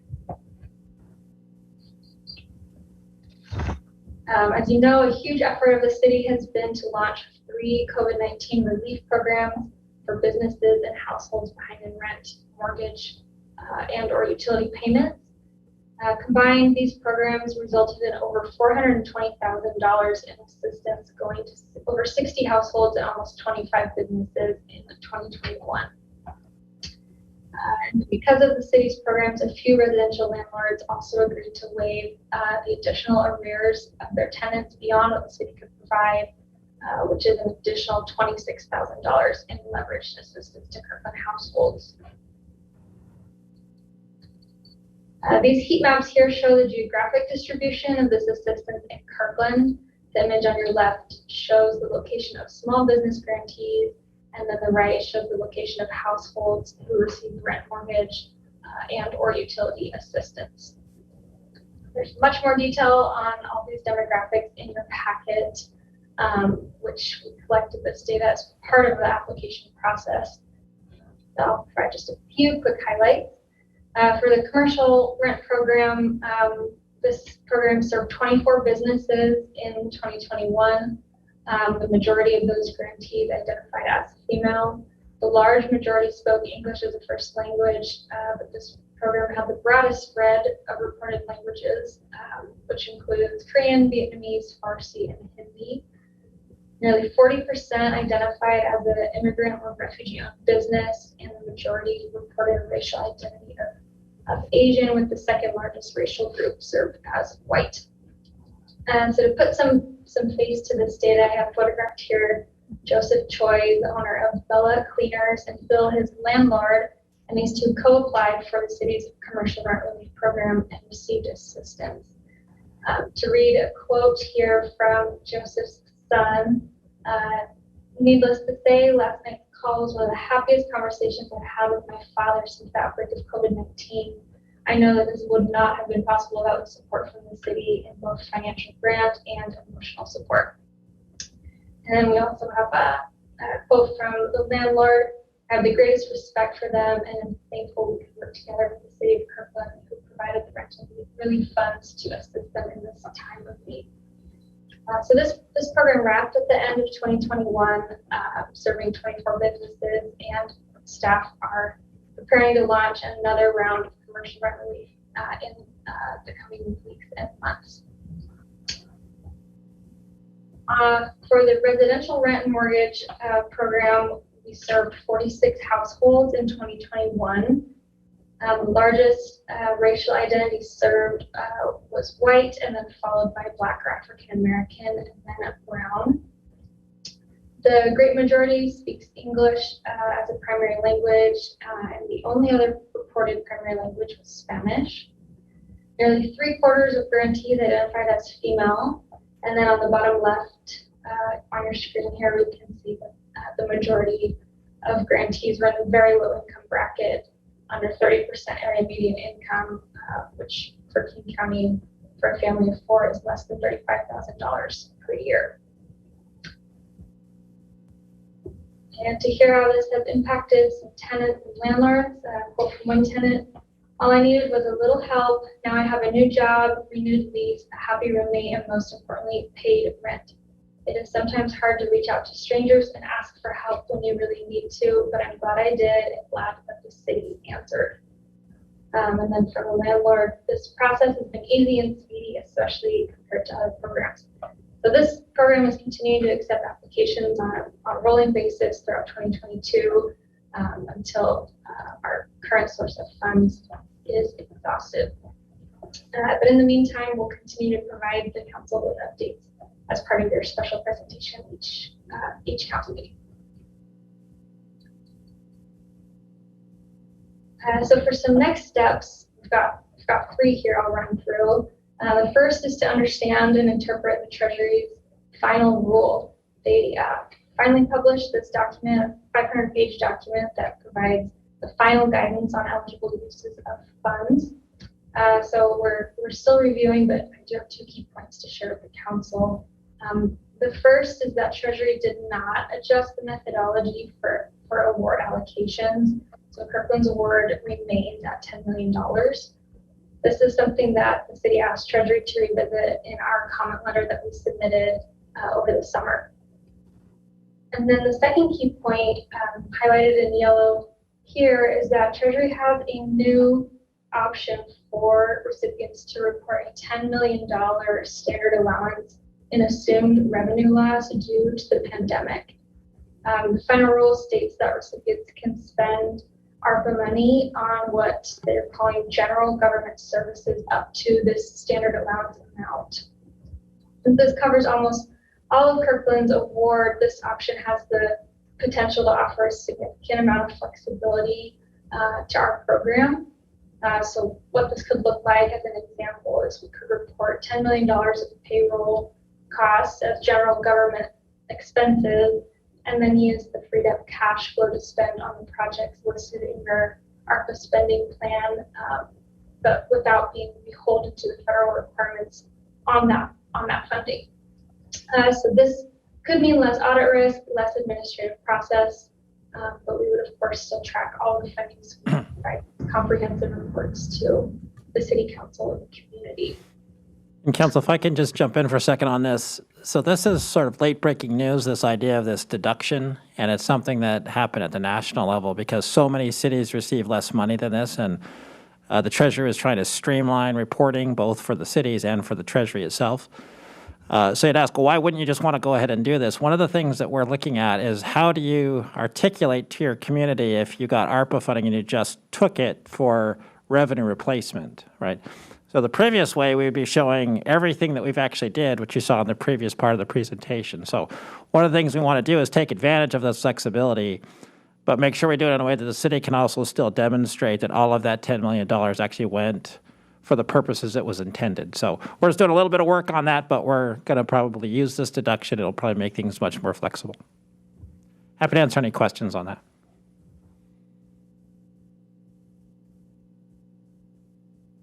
Okay. Go ahead, Carly. Okay, great. Thank you, City Manager. So our second step is to finish implementing the remaining projects within the first tranche. Many of these are already underway, and some are very soon to come. But a few key highlights to watch for in 2022 are the new round of small business relief, ongoing utility and residential rent and mortgage relief, with a few adaptations to those programs.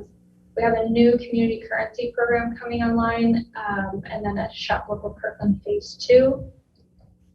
There'll be a mental health awareness campaign, mental health first aid train the trainer, and then language and digital equitable access grants for nonprofits. And then to wrap up here, the next step is to shift gears and think about the second tranche of $5 million of ARPA funding. This will arrive in May. We have until 2024 to commit the funding, and then until 2026 to fully expend it. So because we have this longer time horizon, staff propose that we fold this second tranche strategy into your 2023-2024 budget process. Based on that initial framework, we have a handful of projects that we've already pre-approved for funding out of the second tranche that are listed here. At your May budget retreat, we can bring back a refined second tranche strategy for the council to consider. That concludes my presentation. Happy to answer any questions. Thank you, Carly. Council, questions, clarifications? Seeing none. Thank you very much, Carly.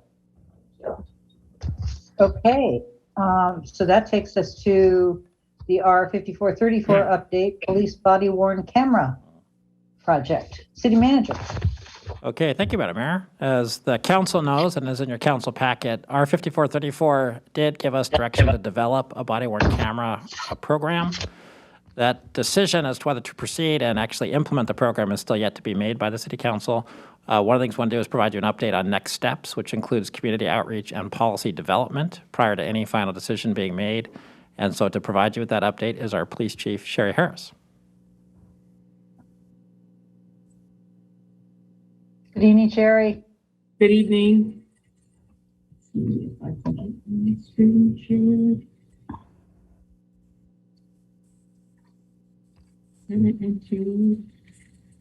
you see that as a single PowerPoint?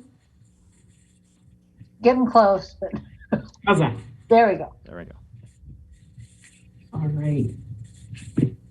Just try to move council members where I can see them as well. Good evening, Madam Mayor, Deputy Mayor Arnold, and council members. Thank you very much for allowing me time to provide a special presentation on the department's body-worn camera project.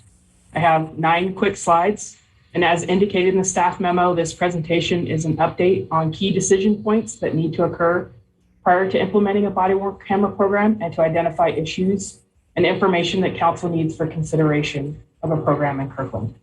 While the picture on this slide depicts Officer Trombley wearing a body-worn camera, it is for illustrative purposes only, just so you could see what it would look like on a police uniform. So the use of body-worn cameras and dash cameras really have been a topic of conversation in Kirkland that has been the strongest since the event in Ferguson, Missouri. It's actually been 7 years. Since then, the experience of other law enforcement agencies, best practices, and the legal considerations for public disclosure are much more defined. Not only are police agencies across the country using body-worn cameras, but now our neighboring agencies are also implementing programs with the goal of improving law enforcement interactions with the public, strengthening accountability and transparency, while supporting de-escalation tactics by officers to increase constructive encounters between the police and members of the community. And so not only would use of force events be recorded that are of concern to our community, but also remember that de-escalation is both verbal and nonverbal communication techniques, most likely to diffuse hostility, avoid physical aggression, and attain voluntary compliance. So body-worn videos may include other details that would be significant for de-escalation training, such simple things like voice inflection, sarcasm, inappropriate language. I've included the most recent timeline that was explained in the council packet to ensure it's clear for the record and anyone watching at home. The council requested an update on body-worn programs in Washington State in May 2020 to include the Joint Legislative Task Force report, legal updates on public disclosure, and an estimated cost to deploy officer-worn cameras.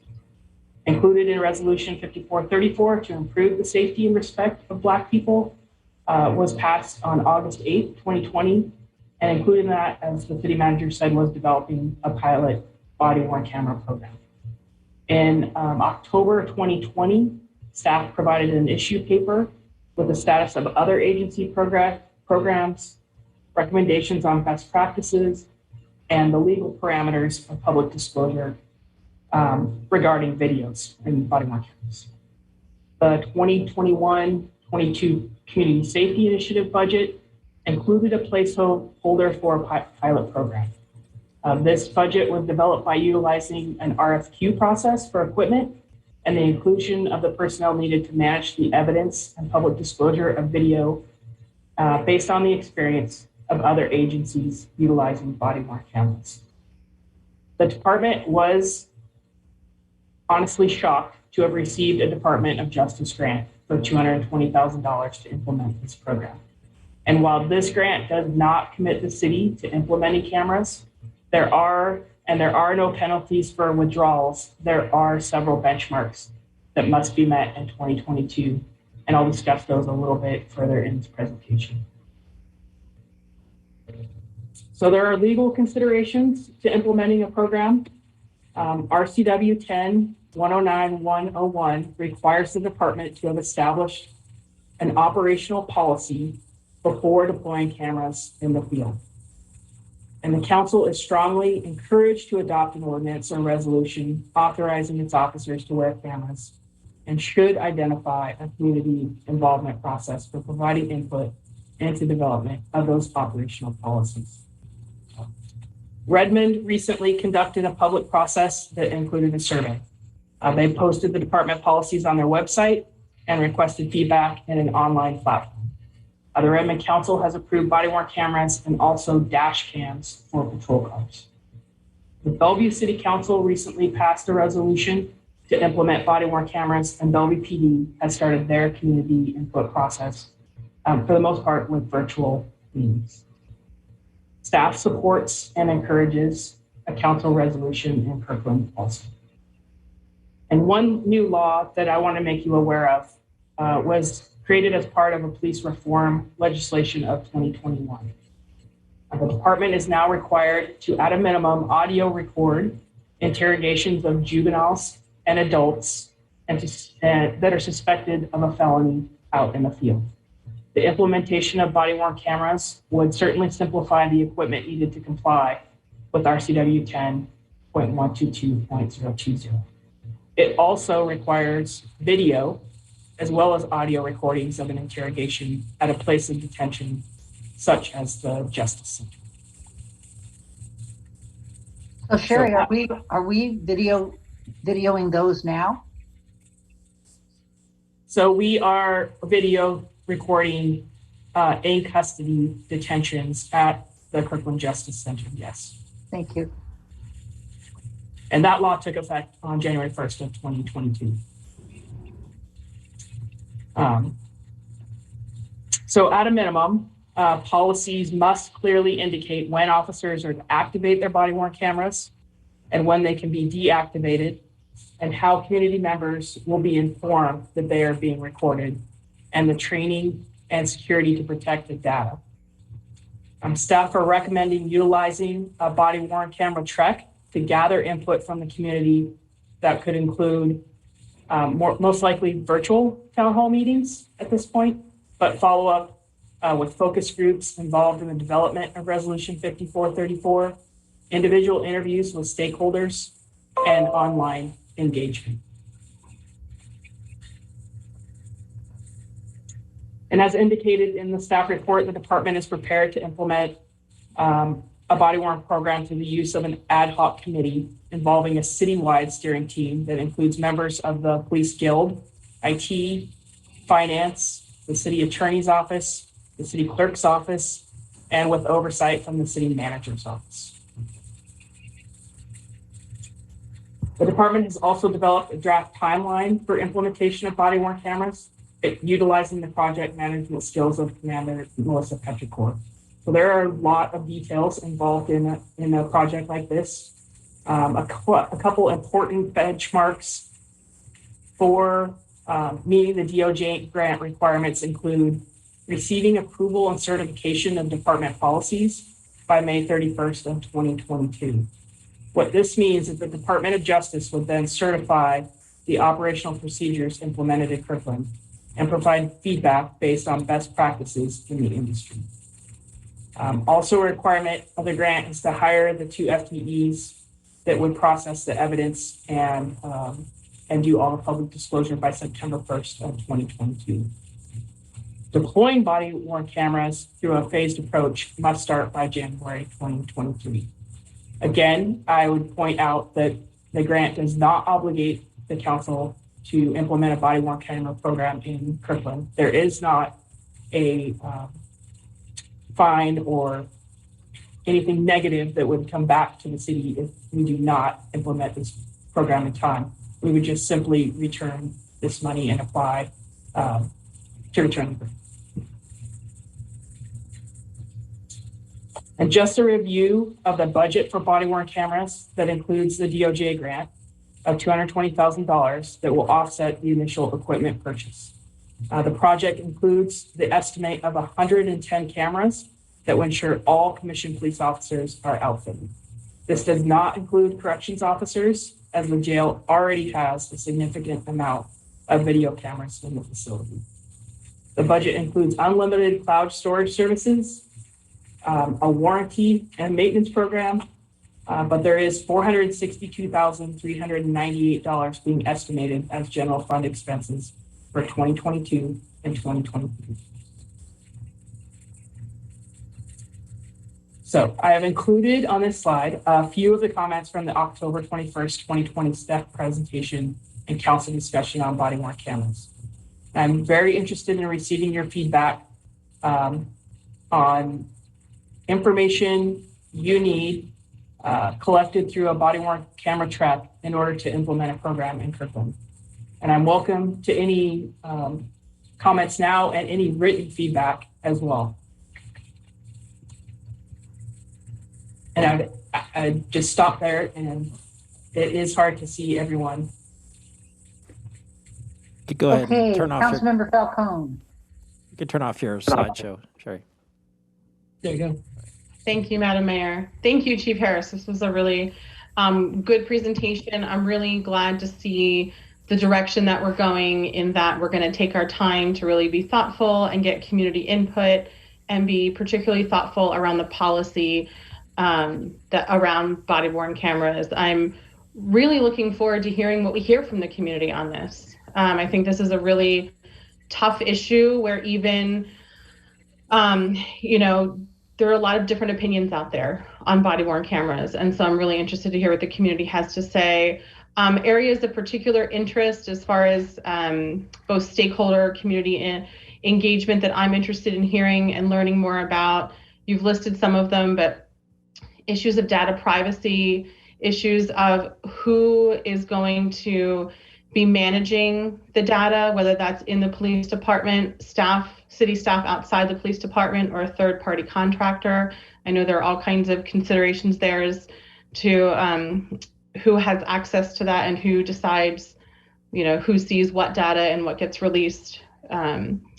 You mentioned the facial recognition technology. Obviously, there's data that show that there's just inherent racism in facial recognition technology. And so I'd be interested in seeing policy not only with how we would handle the data, but also any requirements and policy related to data sharing with other law enforcement agencies as well, that may or may not use facial recognition technology as well, and kind of what our agreements are and what we'd be legally required to submit and share with other law enforcement agencies, and how we can prevent other agencies from using our data for their facial recognition technology as much as possible.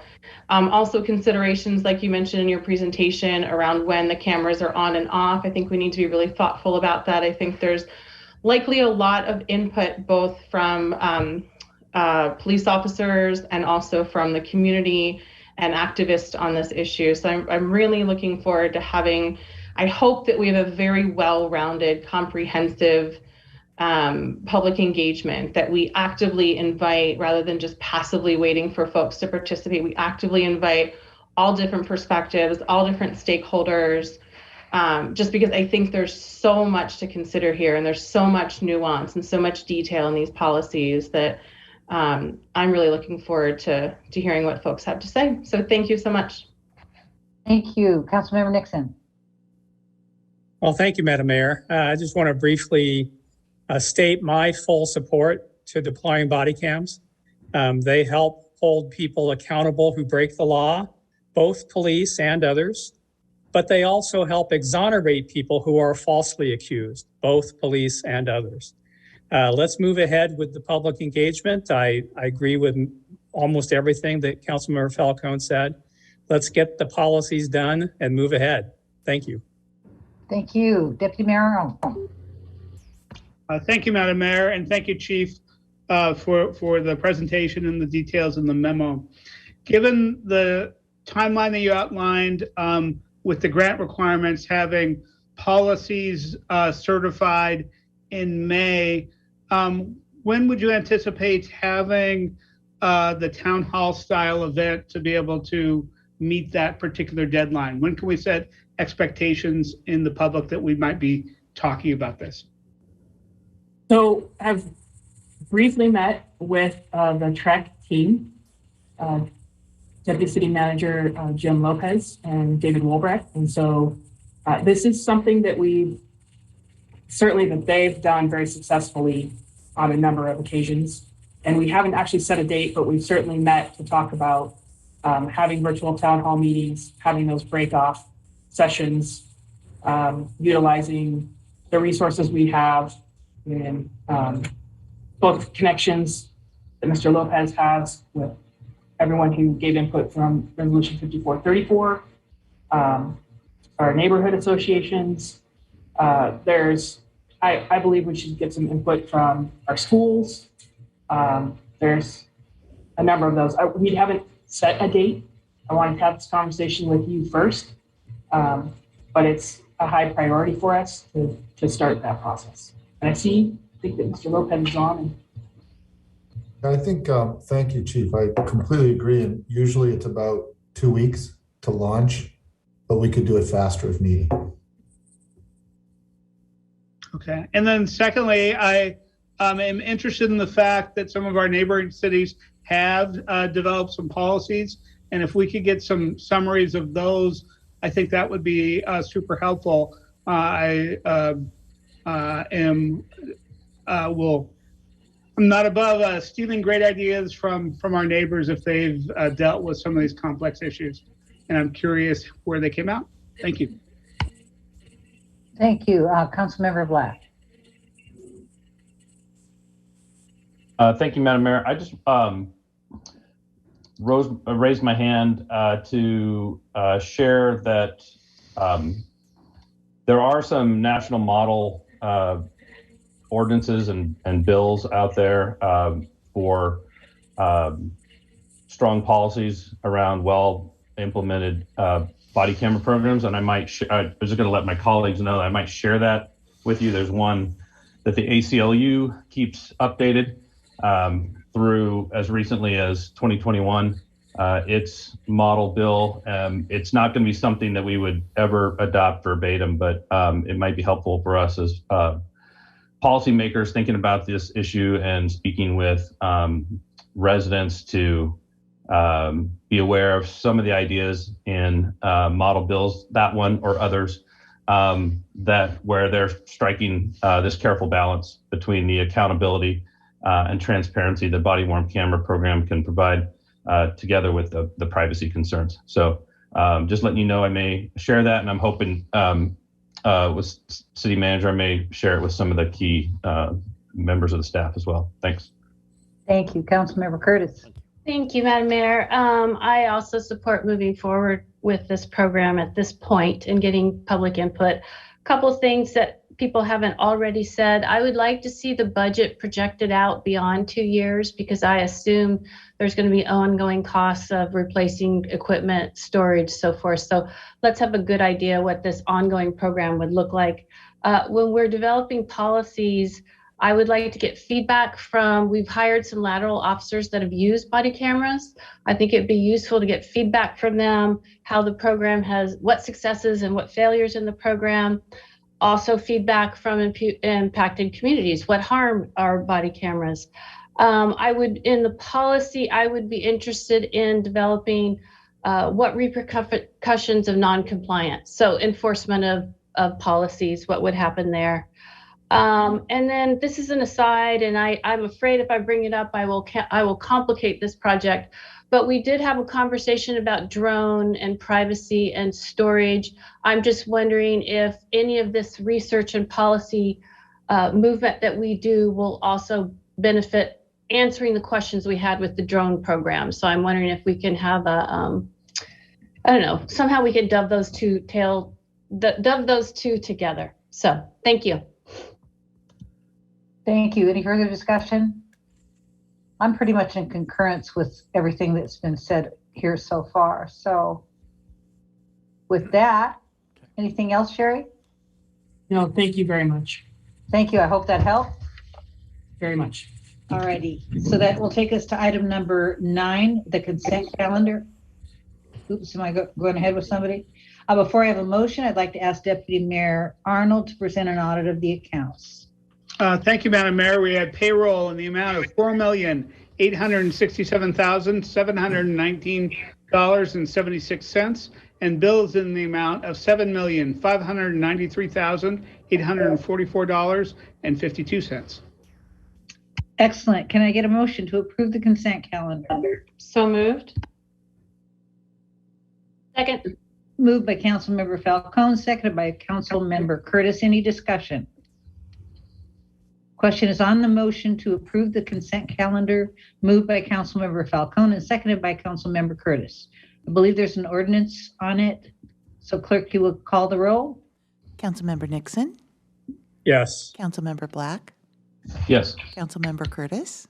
Yes. Councilmember Falcone? Yes. Councilmember Pascal? Yes. Deputy Mayor Arnold? Yes. Mayor Sweet? Yes, the motion carries. This takes us to item number 10, beginning of our business agenda. And let us begin with item A, the Kirkland Zoning Code, Chapter 95. City Manager. Okay, thank you, Madam Mayor. So this is the Part 3 discussion this year of the tree code. This is about tree code issues related to development. This topic was postponed from the last council meeting due to length of the meeting, so this is a repeat in terms of the memo. But here to walk you through it is our urban forester, Katie Hogan. Welcome, Katie. Thank you, Madam Mayor. Thank you, City Manager Triplett. Good evening, everyone, Madam Mayor, Deputy Mayor, and members of the council. Can everybody hear me okay? Yep. Excellent. Okay. So today we are resuming review of tree code amendments related to tree retention during development activity. We expect the presentation to last about 20 minutes, but there'll be plenty of time for questions and discussion throughout. Okay, so based on the amount of comments that we did receive during the January 4th meeting, and because the January 18th meeting was postponed, we have a revised schedule that we're proposing. This includes adding an additional council meeting in March to go over the consolidated draft code, and then bumps out the February 15th meeting, which will be covering Part 4 amendments, which will be revisions that were made to reflect prior council comments received throughout the course of the last few months. So there are 3 sections that we'll focus on for tonight's discussion, with special attention to tree retention related with development activity, as well as the associated tree replacement standards.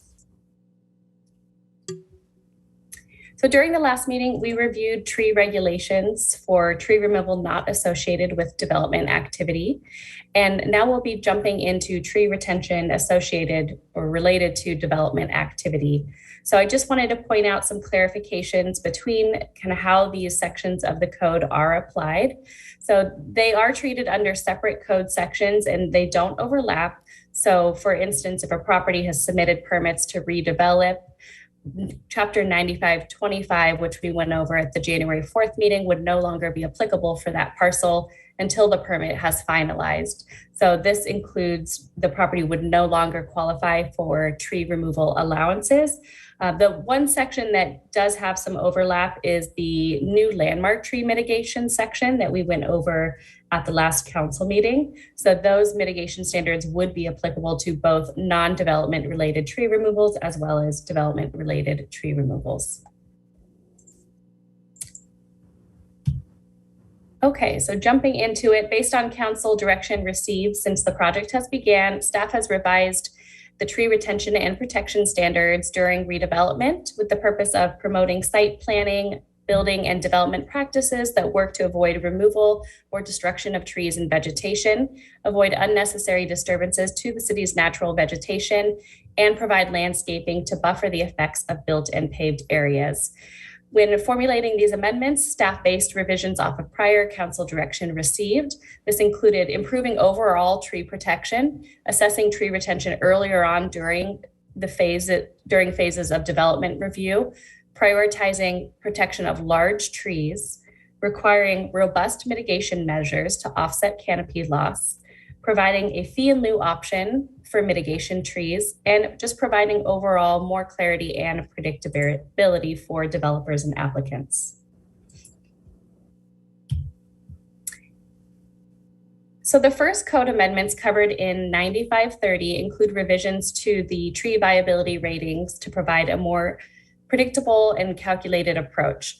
This does include adding a new tree condition table, which was abridged from industry standards, and it comprises of detailed descriptions of defects and observations which are intended to be used by the qualified professional arborist conducting tree inventories. In addition to the condition ratings, the draft code also includes a viability matrix to be used in conjunction with the table. And this matrix ensures that viability directly correlates to the actual tree condition and minimizes subjectivity. And because viability does play such a large role when determining the overall retention value of trees with the proposed code, it's really important that we take a formulaic approach to ensure that we're properly implementing the proposed tree code. So for instance, if an arborist rates a tree as having a fair health condition and a good structural condition, the tree would have an overall rating of viable. And this is that matrix that I previously mentioned. And for instance, in another scenario where a tree might have a fair health rating and a fair structural condition, the tree would have an overall rating of non-viable. So staff has received a lot of feedback from both council and stakeholders expressing concern that this rating system may result in less tree retention, specifically for these trees that have a fair health and a fair structural condition.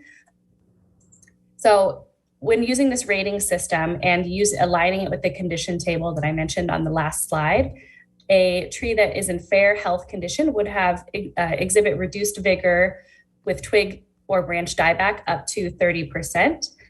And to ensure these viability ratings are to city standards, staff does conduct a peer review of all arborist reports, including a site inspection, and has the ultimate authority over final viability designations.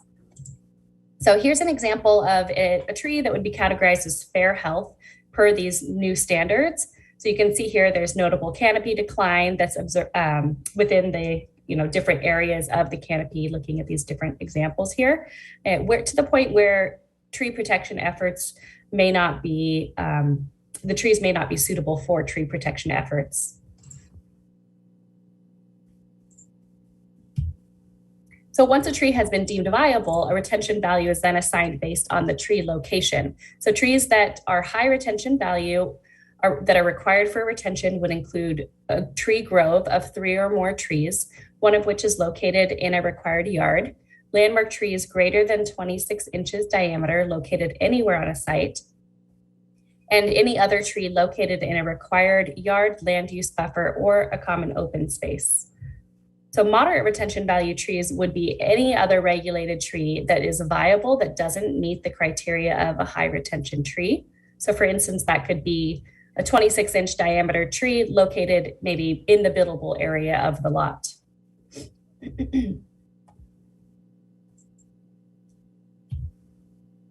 So during the last council meeting, we talked about the proposed new landmark tree mitigation section. So I just wanted to kind of bring that back into how it relates to development. And this is intended to be an umbrella regulation, so it also applies to sites undergoing development. The applicability here is that landmark trees shall be retained unless they're authorized for removal, which we'll go over at a future slide. And if a landmark tree cannot be feasibly retained, the applicant shall work in good faith with the city to plant 3 new trees on site or to pay a fee in lieu option equivalent, which will be used for tree planting projects throughout the city. So staff is still currently working on reviewing this fee just to make sure that it is accurate and accounts for all costs associated with tree planting across different departments of the city. So we'll have more on that at the next council meeting. Okay, so before we get into tree retention standards, we'd like to open the floor up to council to discuss any of this material that we reviewed, specifically relating to retention value, viability ratings, and landmark tree mitigation. Council discussion? I just have one question. Katie, can you go back to the picture with the tree circles? That one? Mm-hmm. No, the next one. Okay, so in this picture, are we suggesting that given this buildable lot and the configuration of trees around it, that we would ask the builder to change the configuration of the building in order to build?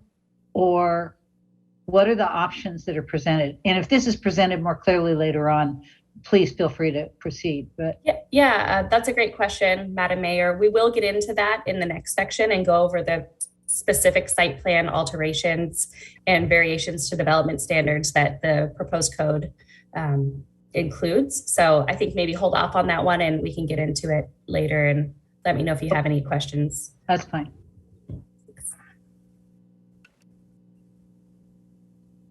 Any other questions? Then you may proceed, Katie. Okay, all right.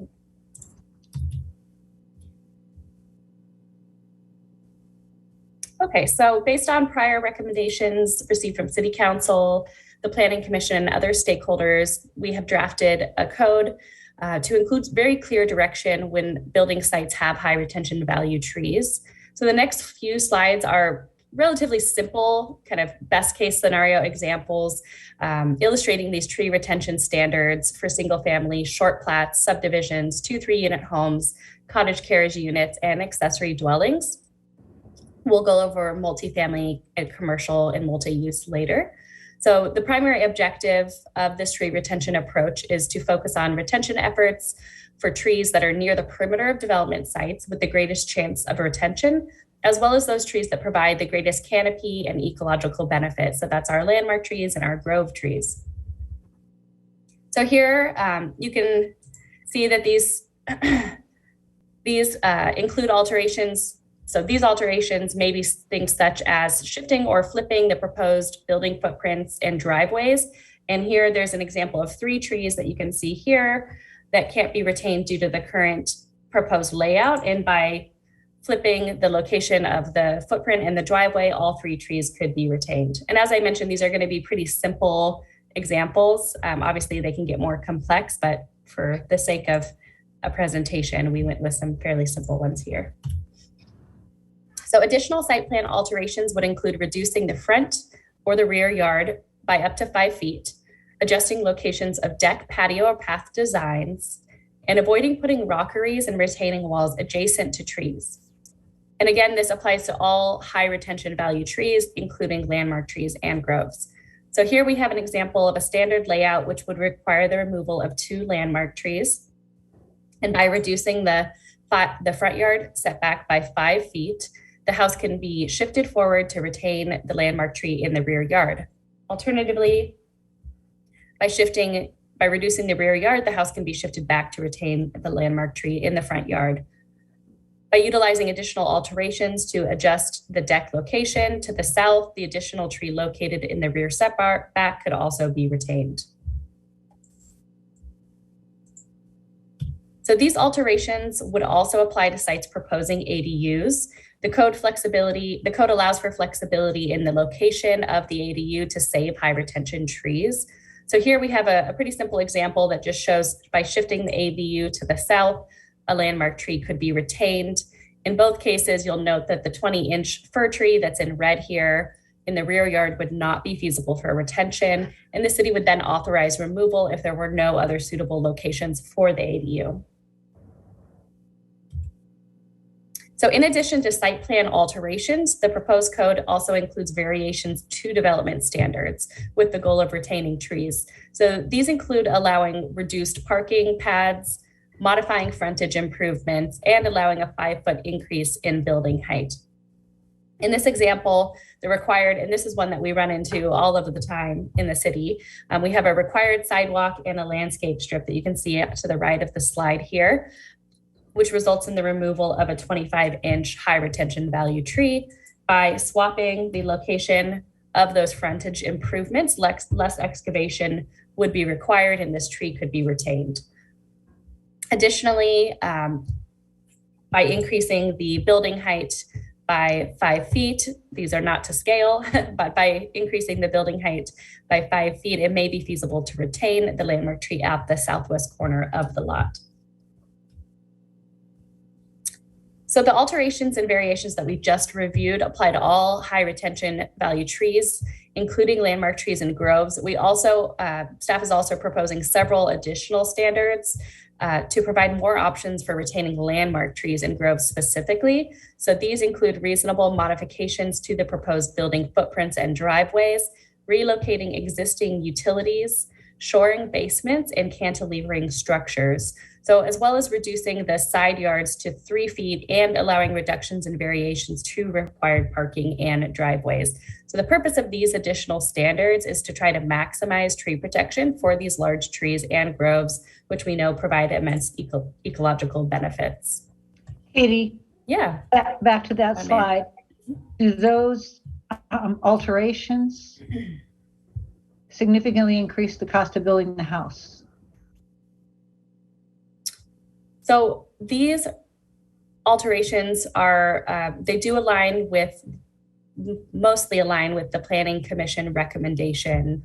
And as far as I know, most of the recommendations have are supposed to be fairly reasonable, so it shouldn't drastically increase the cost of building a house.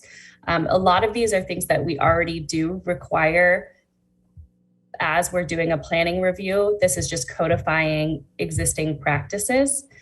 So I don't have a specific answer to that, Madam Mayor, but that's something that I believe research has already been done when Deb was doing a lot of different examples and scenarios. So I can certainly look into that and get back to you with that information.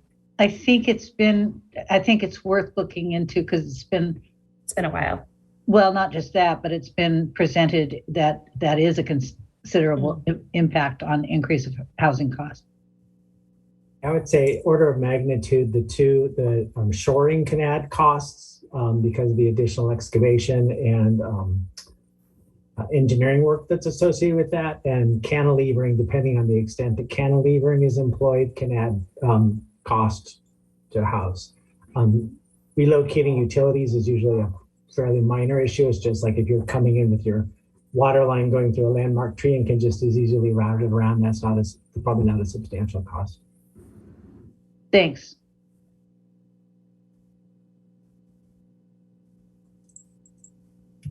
Go ahead, Kate. Okay, thank you, Madam Mayor. So the existing code also, it includes this kind of vague language regarding moderate retention value trees, saying they should be retained if feasible. So staff has received a lot of feedback that this language provides uncertainty for when developers will be required to retain trees. And acknowledging this, as well as the challenge with actually retaining trees that are central to lots, staff has removed this language from the code and instead provided incentives for retaining moderate retention value trees. So these incentives include proposing the retention of a moderate retention tree to offset replanting or fee in lieu requirements for landmark tree removals.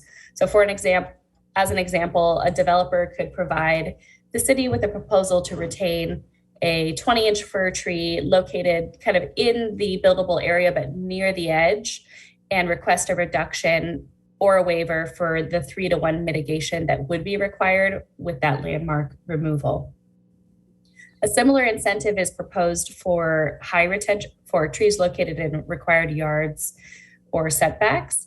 And this would be where the applicant could provide the city with a proposal to waive having to explore the development standards and instead retain an alternate tree that is of similar size and similar condition as the one proposed for removal.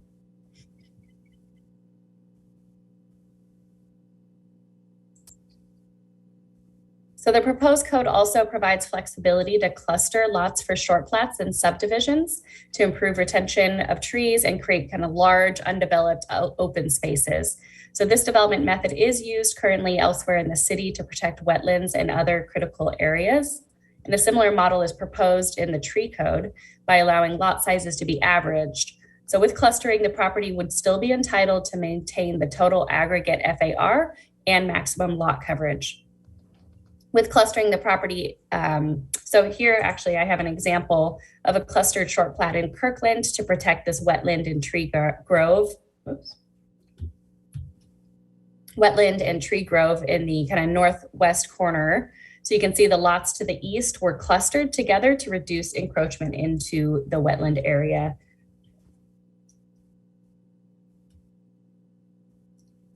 And just one more slide here, and then we'll get into some questions and comments before finishing up. So while the city does recognize that retaining trees on sites undergoing development in multifamily, commercial, and mixed-use zoning areas can be a challenge, the staff is proposing additional alterations and variations proposed on Planning Commission and staff recommendations. So these were developed specifically for these high density development types to retain trees in required yards and or land use buffers. The proposed site plan alterations that we just reviewed would also apply to multifamily, mixed use, and commercial properties. Additional variations were added, which would include reducing front yards by 10 feet, varying the parking lot design or access driveway requirements, varying stormwater requirements, and reducing the area width or composition of required common recreational open spaces. So we do have about 4 or 5 more slides to cover, but we'd like to take a little time here. I know we just covered a lot of content to get council's feedback and questions and comments. Council. Councilmember Pascal. Thank you, Madam Mayor. Katie, excellent job on the graphics and kind of visualizing different scenarios of retention. It's really helpful. So my question is that say you have a site that's essentially the same size, and this is under development scenario, same size, the trees are kind of in the same places, and you're trying to build kind of the same kind of structure, but one site is not in a high landslide area and the other site is. Are there would there be a situation where in that situation, would more trees be required to be retained or not? What would be the difference if you're kind of given the same 2 exact kind of property sizes and stuff? Are we requiring more trees to be retained under a property that's in a high landslide area? For example, for a private developer, or a private landowner, we don't allow tree removal at all in landslide unless it's a nuisance or hazard tree. But is it under a development scenario, is it treated the same? I mean, are the 2 situations treated the same under a development scenario? Yeah, thank you, Councilmember Pascal. I'm going to hand that one over to Jeremy. I think that relates more to zoning code and chapter 85 requirements. Jeremy, would you mind chiming in? Yeah, thanks, Katie. I think that really is the distinction, Councilmember Pascal, is if 85 is triggered, then you're introducing another professional to the mix, and that's a geotechnical engineer. And so if the applicant's geotechnical engineer recommends, or the city on peer review recommends retention of additional trees, either for slope stability purposes, or often they'll recommend a setback or not building on a steep slope, that could result in additional tree retention. So if you take those 2 side-by-side scenarios, there's certainly a possibility that in order to protect the slope, or in order to avoid the hazard, that development doesn't occur on the slope, and that could result in additional tree retention. Okay, but am I correct in saying under a private development scenario, the tree code is specific about not allowing tree removal, but in a development scenario, it does not, doesn't include any additional standards for trees. Is that true? Then, so the tree code doesn't say anything about keeping additional trees for a development scenario on a high landslide location under a development scenario, but the tree code does say that trees can't be removed under a private landowner scenario. Is that correct? That's correct. I think that I would say there's, Katie can check this. There's an opportunity for if a private landowner had a geotechnical engineer look at the tree removal, say they want to take out 1 tree or even a hazard or nuisance trees, and there's that's flagged as a high landslide hazard area, they could bring in a qualified professional to review that and make recommendations. Okay. Yeah, I'm looking for consistency in how we treat those type of properties in landslide areas. Why it feels like we're a little bit more strict on the private landowner than we are the development. Yeah, we'll double check that when we loop back to council. That because I think what we want to be sure for consistency is that if what we're looking for is geotechnical recommendations on slope stability and safety, that's the real distinction between those scenarios. And so if there's it should have a similar opportunity. Yeah. Thank you. Councilmember Falcone. Thank you, Madam Mayor. Yes, Kate, I agree with Councilmember Pascal. Thank you so much for this great presentation. I really appreciate the pictures, the visualizations, the examples. That's really helpful to kind of translate some of this somewhat technical language into practical implications. So thank you so much for that. I just have 2 comments. Can you go back to just the previous slide here for just a moment, please? Thank you. So the last point on here, allowing for a reduction or variance in the area, width, or composition of any required common recreational open space. I appreciate this, and I think that there are a lot of instances in which this would be a great thing to do. One consideration that does concern me, particularly with the multifamily, is I want to make sure that we're not saving a tree by sacrificing having outdoor play space for children in multifamily units. I think of, I constantly think it's, on my mind whenever we're talking about multifamily development, the Velocity property and how that was developed without an outdoor play area for the children that live there. So I want to make sure that we have a note of that in here, and that there's some language that really makes sure that we continue to value, particularly multifamily developments, having an outdoor play space for children, future residents in that community. Because I know that we have to prioritize these things, right? So I know it will be a judgment call, but I want to make sure that that's cited here as well. And then I really appreciate the consideration of what we're calling high retention value trees, right? Landmark trees and trees that are clustered into groves. And I think we do a really good job, and I appreciate all the flexibility to try to preserve both landmark trees and groves of trees that are 6 inches or larger in diameter. And I think we do a good job of having replanting strategies for landmark trees. What I think is missing is consideration in our replanting of how to regain those groves in the replanting strategies.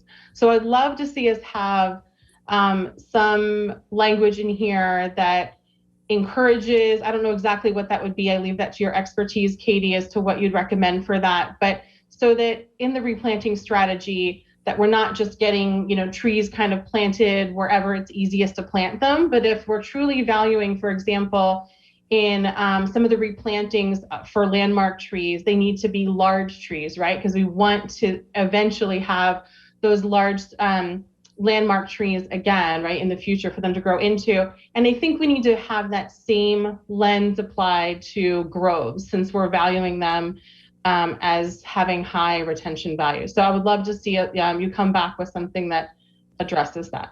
Thank you. Thank you. Councilmember Nixon.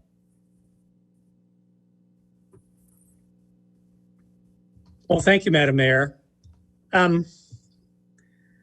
I hope all of my colleagues have had an opportunity to read the letter we received this afternoon from Gina Clark. I continue to share many of the concerns she raises, particularly about driving up the cost of housing. We clearly have tough choices to make. Do we want more housing, or do we want more trees? The primary goal for the tree code, my primary goal for the tree code for development, is that it be objective and predictable. Anyone skilled in the art should be able to visit a site and get the same answer as to which trees need to be retained. Developers need to be able to understand what can be built before they buy the property. Our current tree code, as I think we all know, is far too subjective.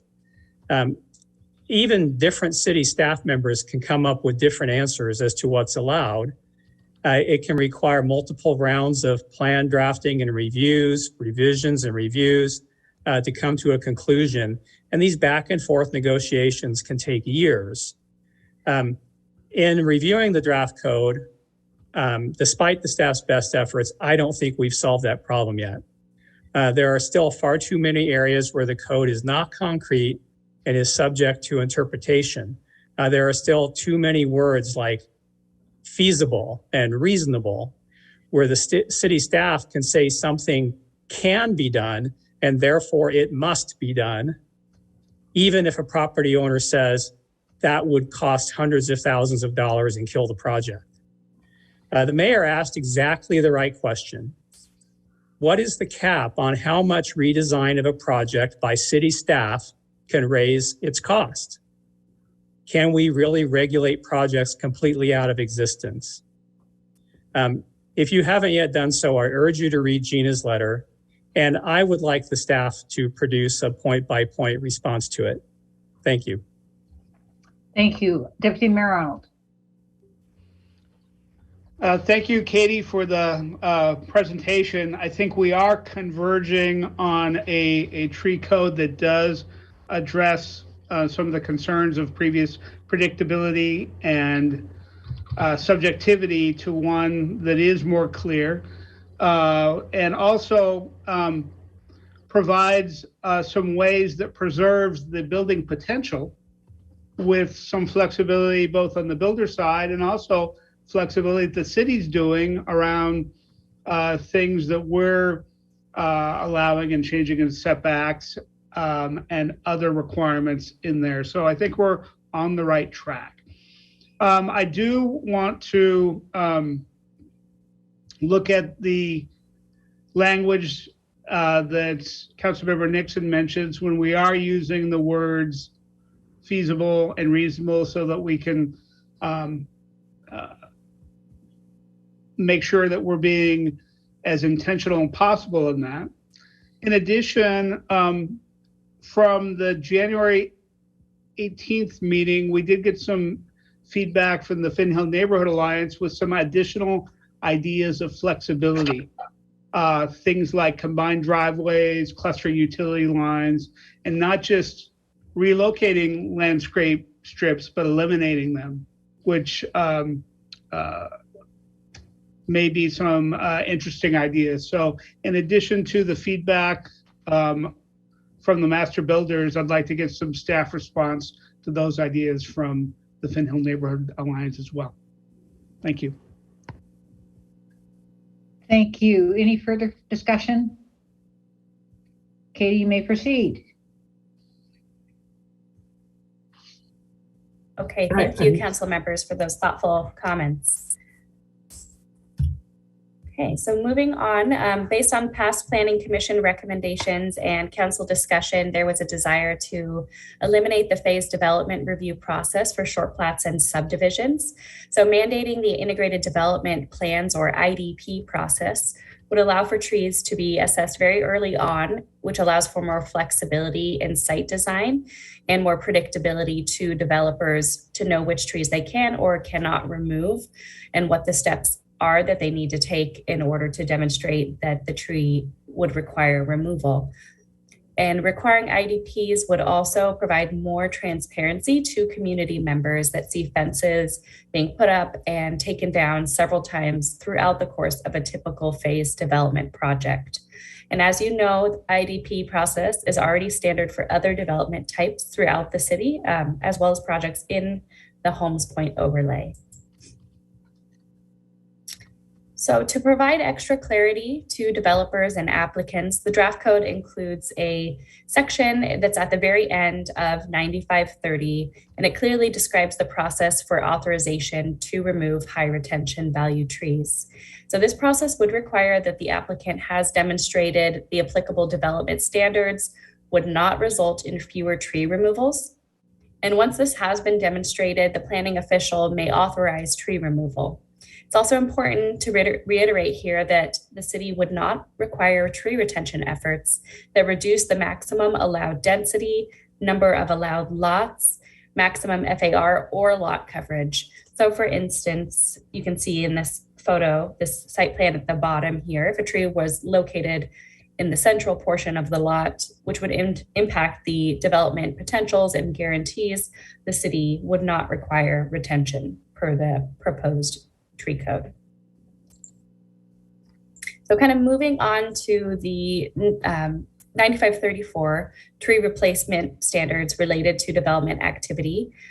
There are several revisions to this section to improve the long-term canopy cover on new development sites. And this section was previously 9533. It has been updated to reflect recommendations and council guidance received over the past couple of years. So this would include increasing the per acre tree credit requirements from 30 up to 50 credits. As an example, on the right here, you can see that a 7,500 square foot property under the existing code would be required to have 5 tree credits or replant with 5 new trees.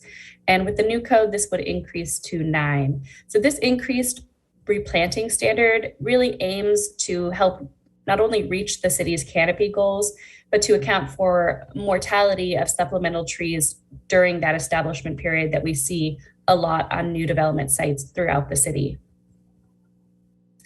Additional revisions include capping the tree density credits that any one existing tree can be awarded to 11, and this would promote more replanting on sites. In addition to the per acre tree credit requirements, 9523 would also apply. So 9523, if you remember, is the landmark tree mitigation section. So this would also apply to redevelopment. So a property that does have landmark trees that are to be removed would need to plant at a 3-to-1 ratio on top of these kind of baseline standard tree density requirements. The option for fee in lieu, it does exist in the current code, but it is not often utilized. So this option is proposed to remain in the draft code, and it would likely, staff projects it would likely be used more often by developers when there's not adequate space to replant on site. And finally, this section prohibits small, slow-growing hedges and tree species such as arborvitae from counting toward the supplemental tree credits. So this really is to encourage the planting of trees that will have a larger canopy that will contribute to the urban canopy cover.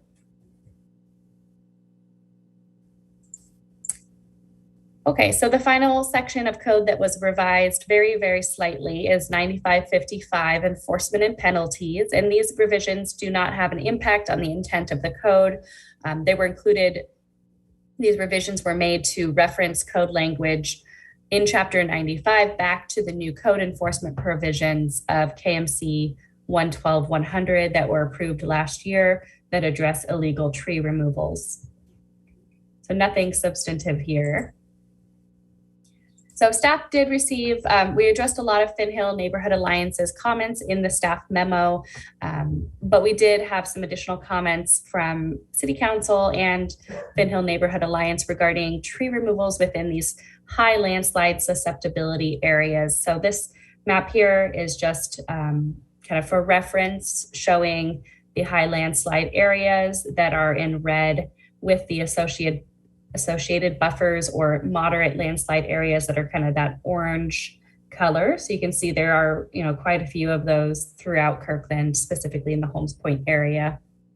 So we just wanted to kind of clarify that and reiterate that the city does not waive geotechnical studies for development projects unless there is a false mapping of a retaining wall where there are no concerns over the stability of the site.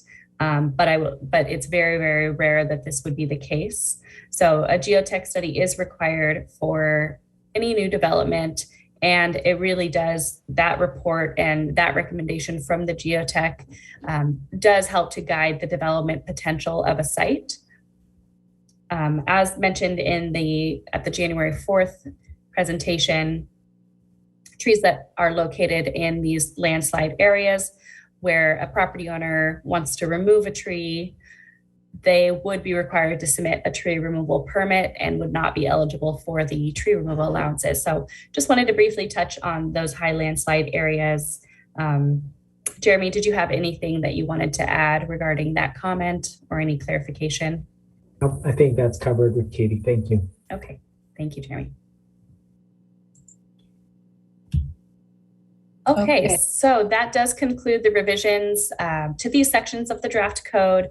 We just have a final few housekeeping slides, but wanted to take time for council to ask any questions specific to the IDP process, kind of final authorization of tree removal, replanting standards, or Finn Hill Neighborhood Alliance comments, as well as any additional comments you might have at this time. Thank you. Toby, is your hand up? Okay. Kelly, I saw yours go up and go down. It did. My two comments are so minor. Katie, you are doing an excellent job of, if I am staying quiet during tree code, that means I have total confidence in what you're doing, and you're doing an excellent job. So thank you very much. So I just want to go back to tree credits. I think there's a line in the code that says existing native conifers count as 1.5. tree credit, and I'm wondering if we're doing away from that, or you're going to do another chart, or where are you on that? So that does, that's a great question. That does still exist in the proposed code, and it the language has been revised slightly to state that any native conifer tree or tree approved by the urban forester would count as 1.5 times tree credits. I believe the language in the existing code was a little bit more vague, saying that it may count as 1.5 credits. So that is retained in the proposed code. Okay, awesome. And then my other minor thing is when I was reading through the code, I saw the term qualified professional and qualified professional arborist.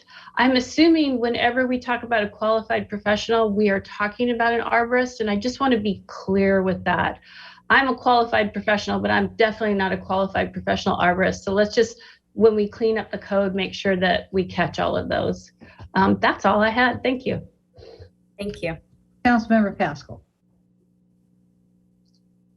Thank you, Madam Mayor. Yeah, just wanted to offer a few additional comments or thoughts on what I've seen so far. But first off, Katie, and for those listening, you did a really good job of addressing the Finn Hill Alliance questions on page 15 of the memo. You responded to each one, along with some of the council member comments from last time. So if folks haven't seen that, that's really helpful.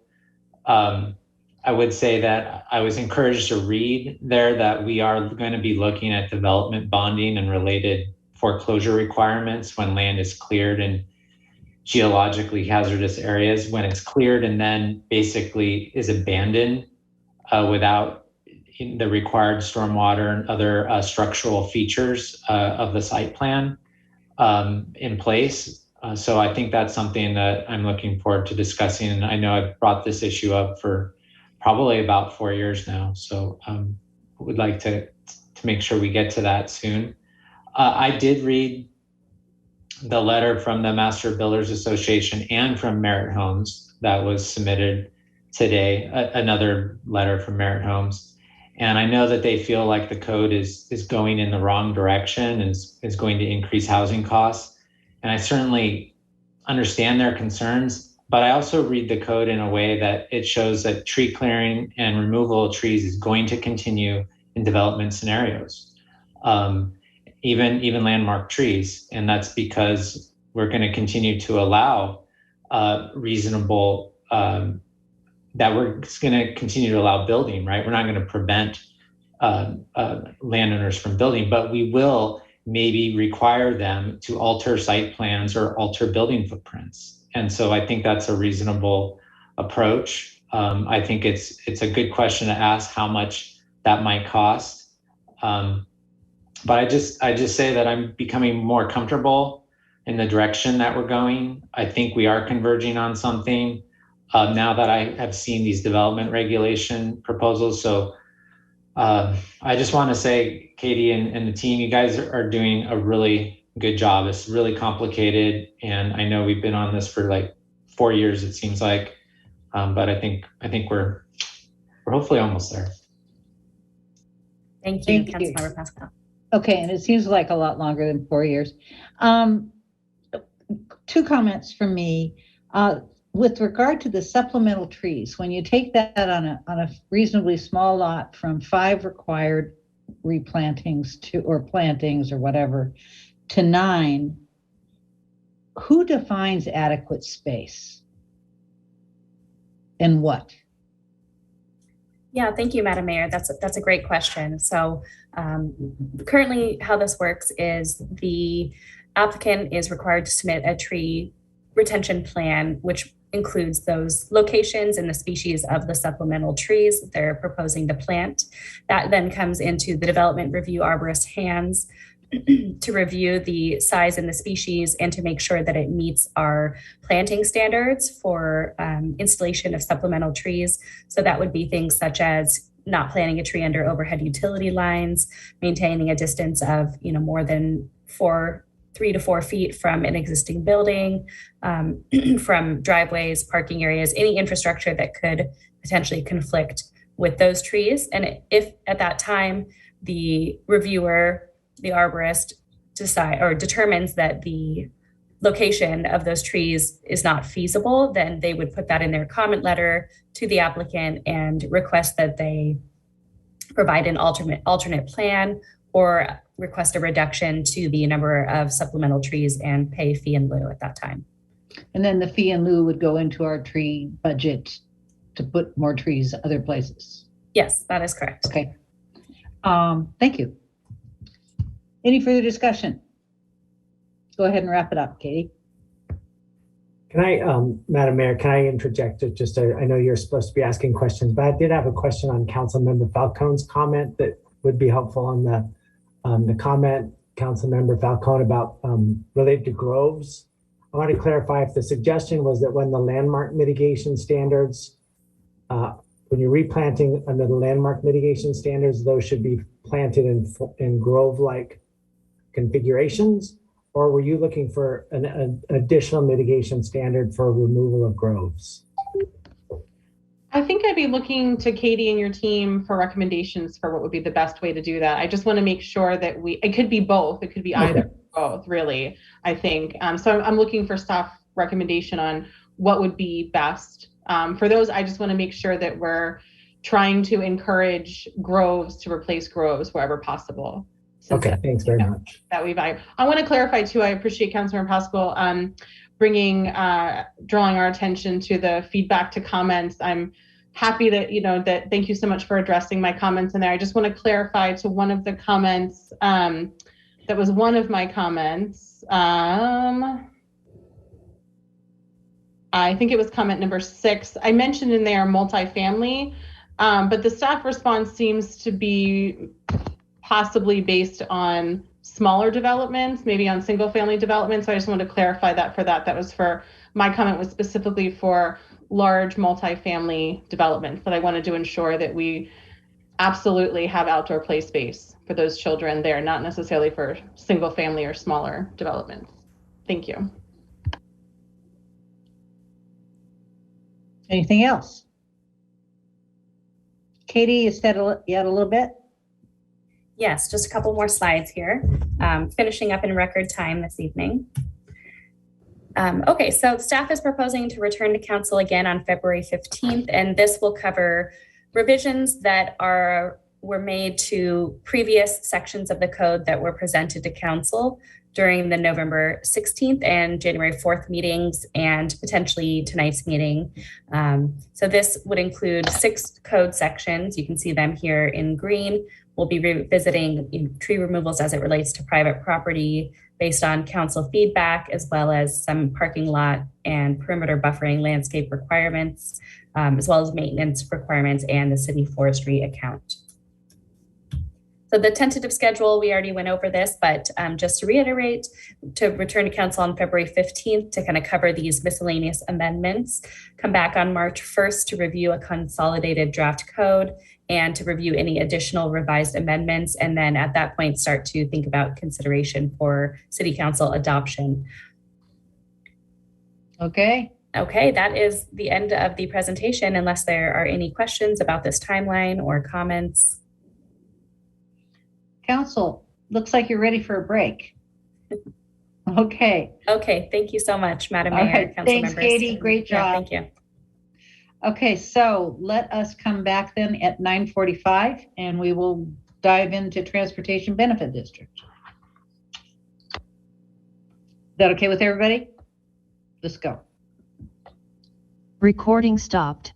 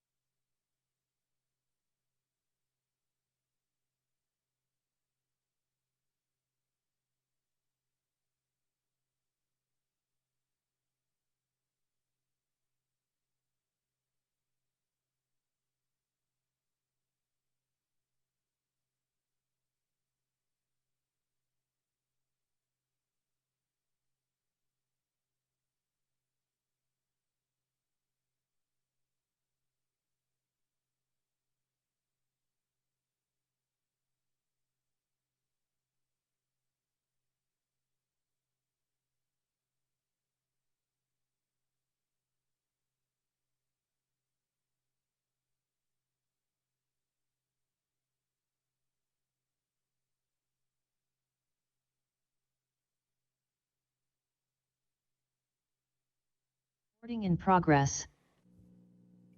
Thank you. We are back in session after a 15-minute break, and we are at our business agenda, item B, the Transportation Benefit District Authority Assumption. City Manager. Okay, thank you, Madam Mayor. This was another topic that was deferred from the past council meeting, so we just have a short presentation. Goal here tonight is to get council's decision to hold a public hearing at the February 15th council meeting regarding the Transportation Benefit District. So to give you the update is our Finance Director, Michael Olson. Welcome, Michael. Thank you, City Manager. Good evening. Madam Mayor, Deputy Mayor, and City Council members. I am trying to figure out how to put my slide deck on.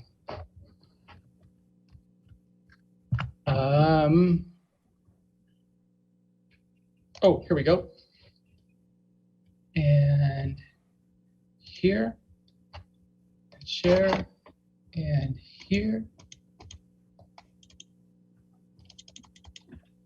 All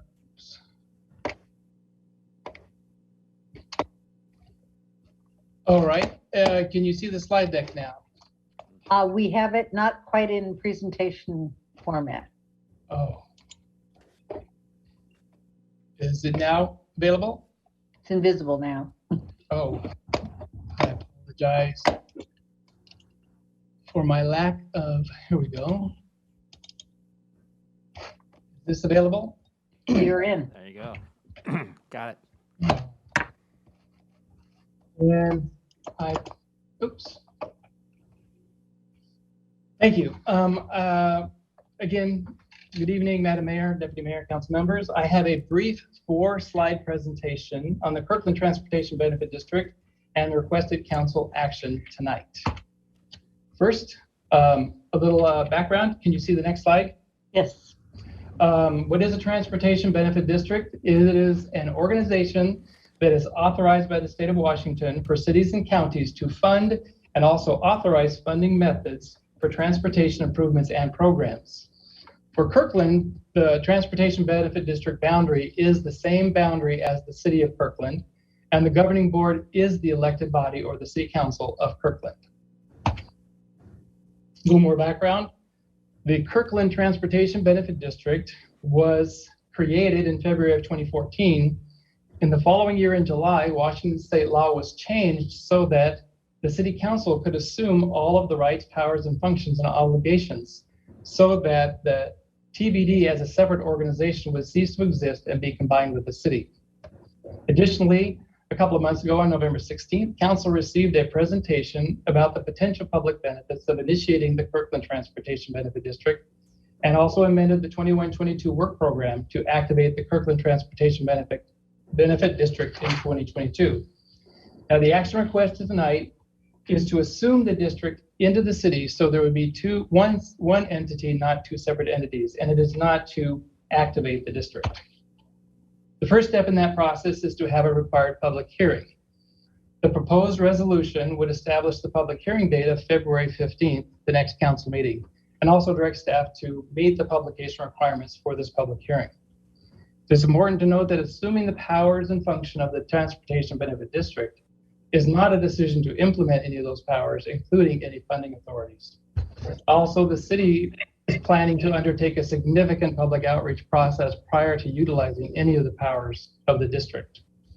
So therefore, it is recommended the council approve the proposed resolution to establish the public hearing on February 15th. Any questions? Questions or discussion? Okay, so I guess I'm looking for a motion to approve resolution R5511. Councilmember Falcone, you're moving around on me.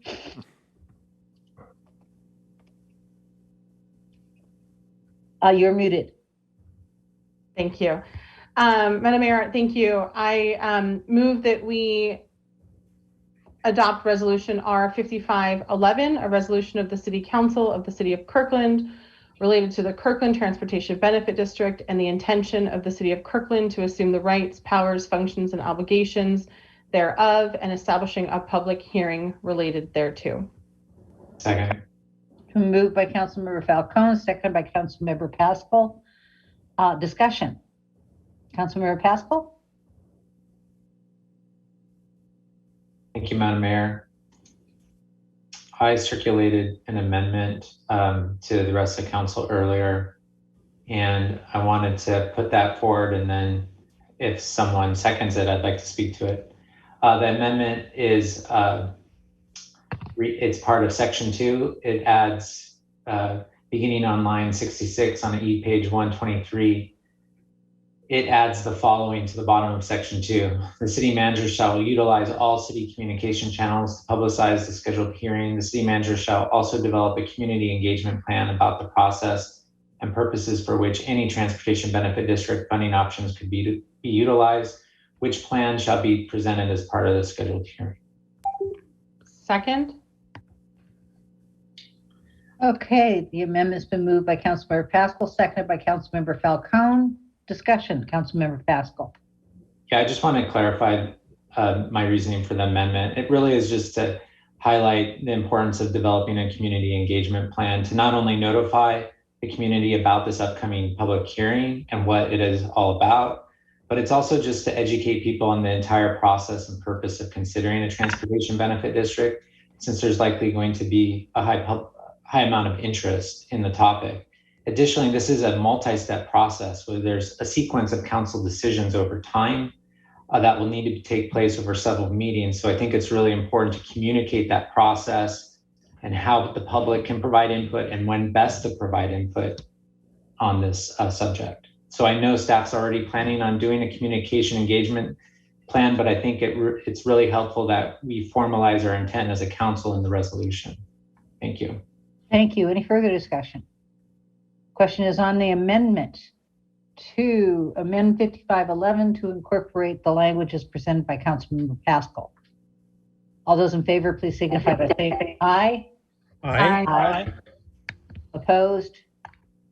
The motion carries unanimously. The question is on the motion as amended, moved by Councilmember Falcone, seconded by Councilmember Pascal to adopt Resolution 5511 as amended. All those in favor, please signify by saying aye.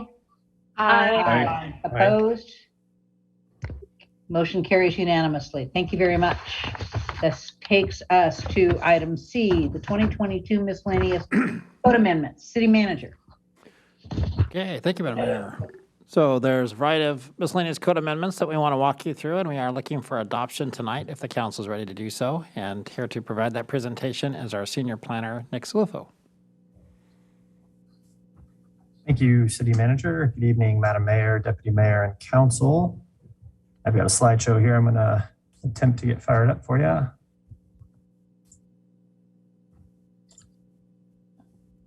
Okay, should be able to see a full screen slide now. Yep. See it. Awesome. Okay, and before I get started, I will ask if the city clerk could promote. We have the Planning Commission Chair, Angela Rosman, I believe, is in attendance tonight. Ms. Anderson, if you see her, would you be able to promote her to a panelist? She's going to want to speak later in my presentation. We are promoting her. Thank you. Yeah, thank you. So the 2022 miscellaneous code amendments, like the city manager said, this is a package of a variety of amendments.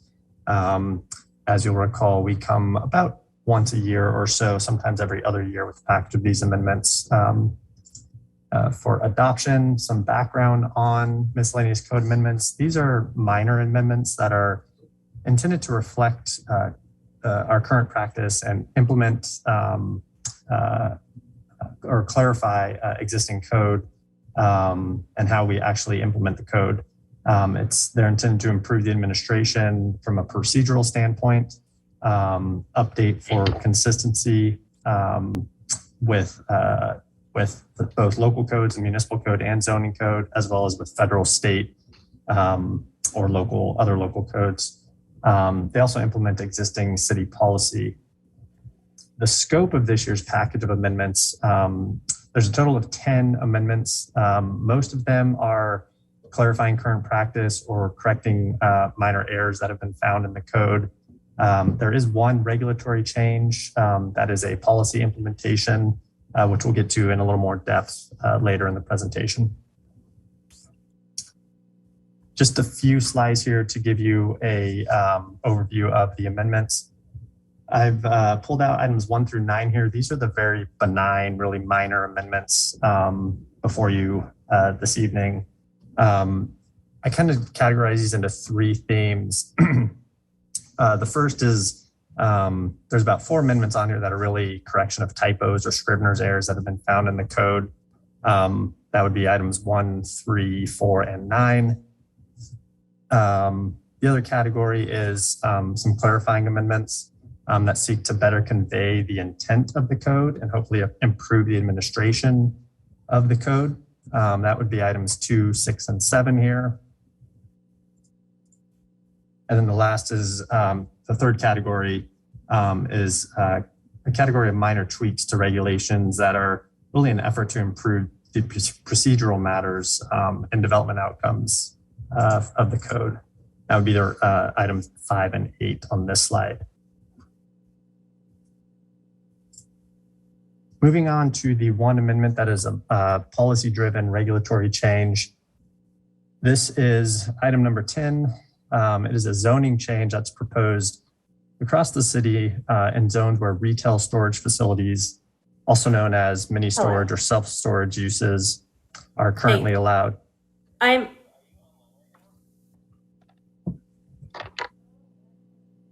Sorry about that. Where was I? This is a change to storage facilities, mini storage or self-storage as they're commonly referred to. So this is an amendment that would limit the use by requiring that any newly developed storage facilities be accessory to some other use on the subject property. Before I get too far into this one, I do want to note that while the amendment here is intended to be citywide, there was a mistake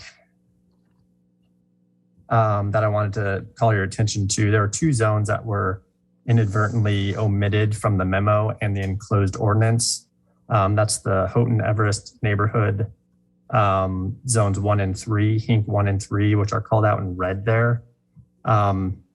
These were missed through staff's analysis of the zoning when I was filtering the zones in which this amendment would apply. Those 2 were missed. Whoops, apologies for that. So we noticed this kind of too late in the process to really change course. And so public notice had already gone out. We had already been to the Houghton Community Council. So we decided to continue with the amendment with the omission of these 2 zones. But we do intend to return probably in a future miscellaneous code amendment package next year to patch these remaining zones here.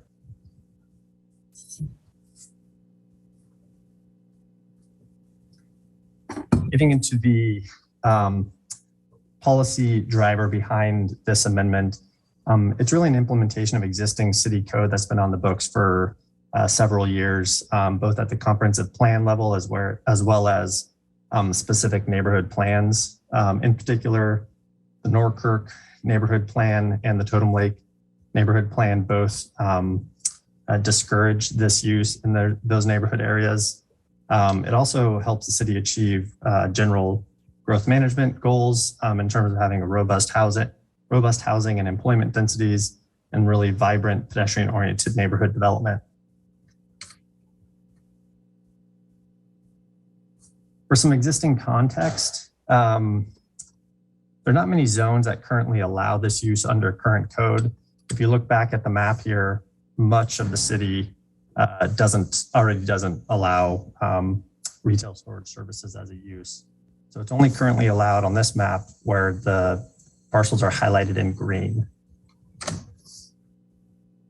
Past code amendments took kind of the first step in limiting the use in the city.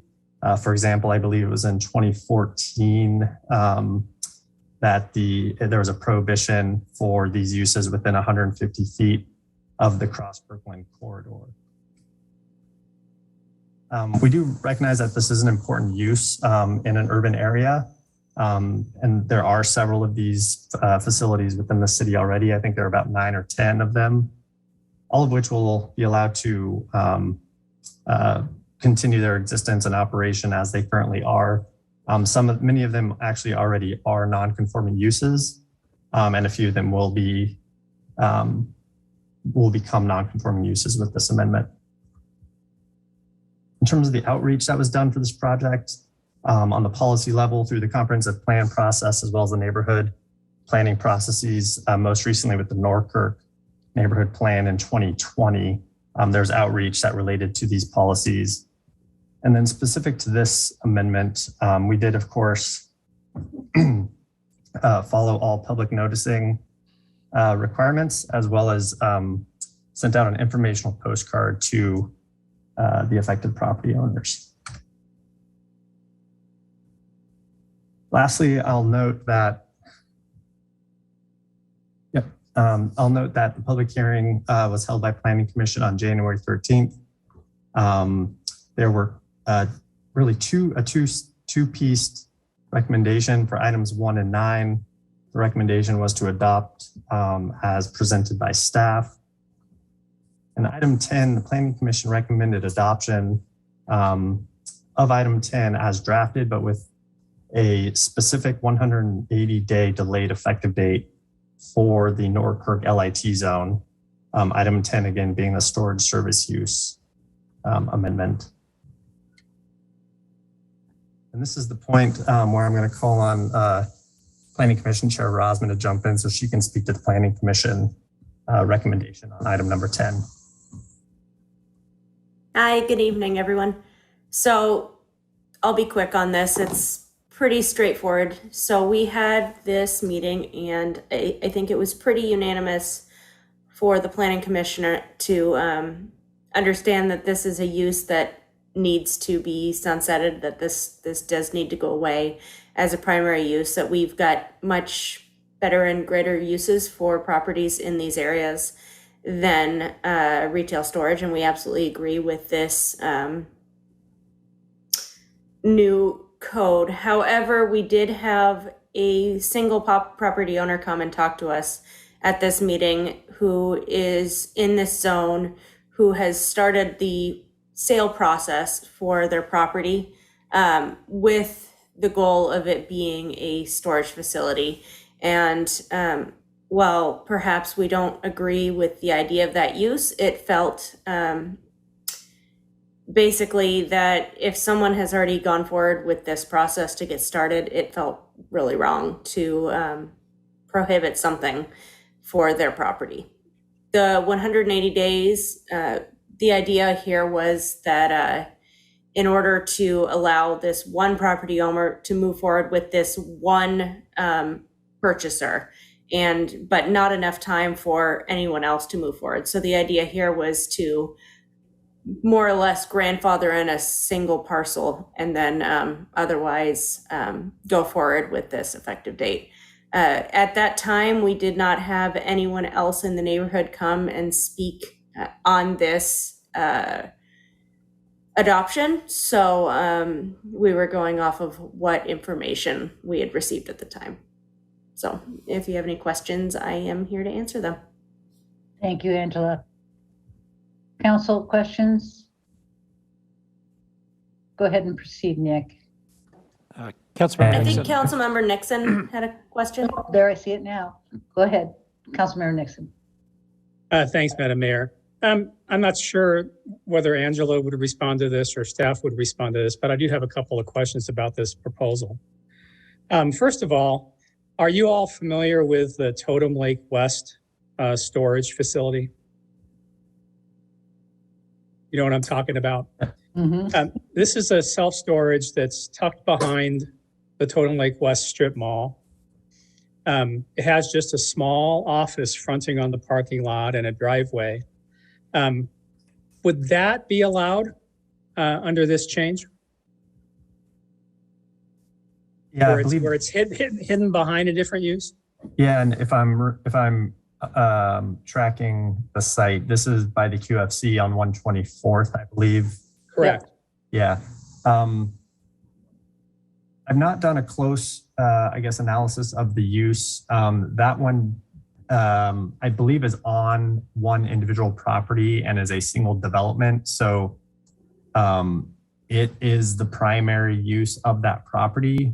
Now, if you look at it in relation to the neighboring strip mall that has a variety of other retail, if that was one development project, then that would be the type of a potential model for having a storage use as an accessory component. By accessory, we mean the use would need to be subordinate and or incidental to other primary uses. So the fact that there's if you looked at the strip mall with the one office building and storage behind it as one project, that would provide, I believe, what you would want to see as a primary use being all that variety of retail, and then an accessory storage that is subordinate and not the primary or the obvious use of the site.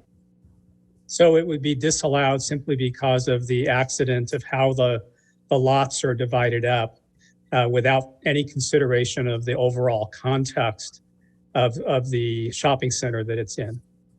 That's the part that I haven't looked at. I don't know how that development actually came to be, if it was accidental. If it was developed together and that was by design, I think we could, even though they're on separate parcels, multiple parcels can be developed together as one project. So there is a way that could have come to be if it wasn't accidental as an accessory use.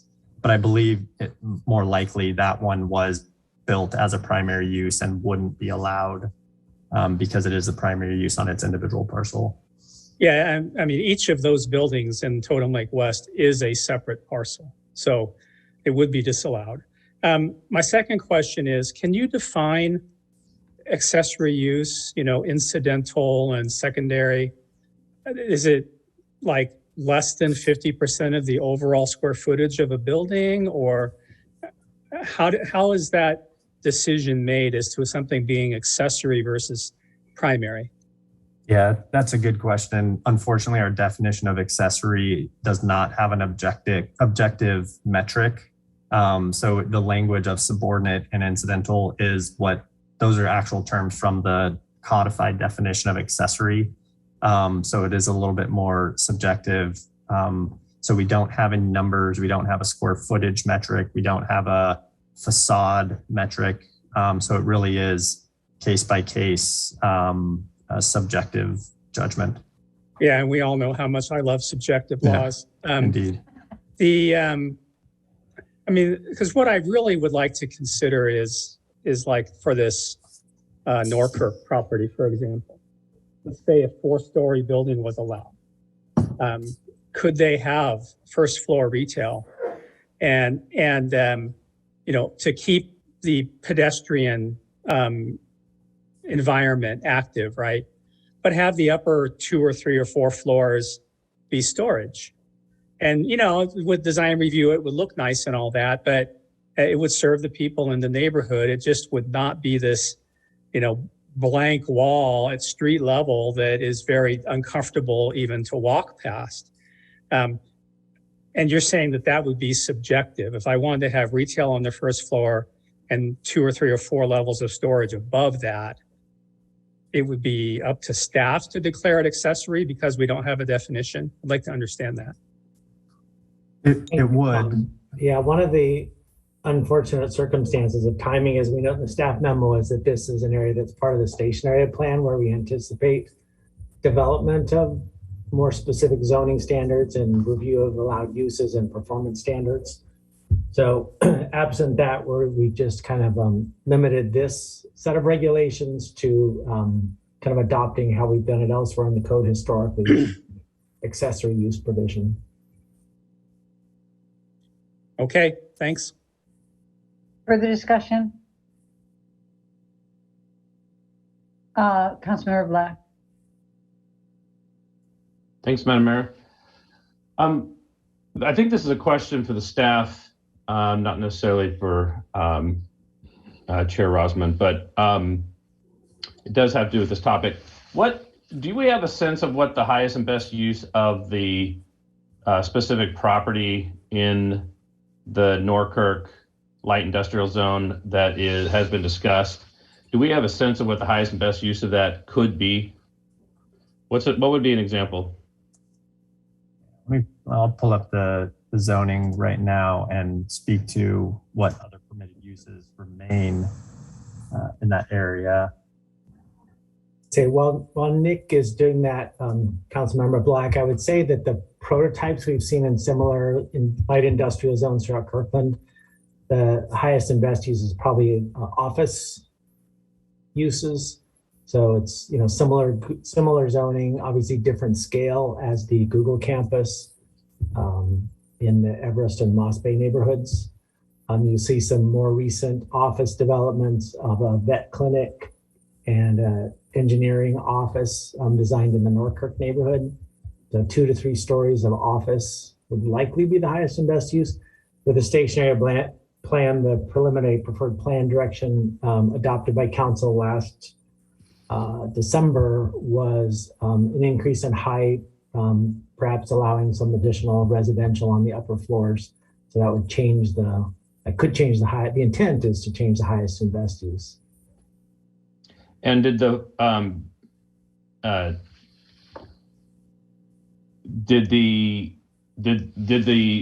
what we've discussed in connection with the stationary plan, that would increase the number of floors? Correct. Okay. Yeah, I think it's a 30-foot zone right now. That I think we've talked about a 45-foot. Okay. So a buyer of this property under some proposed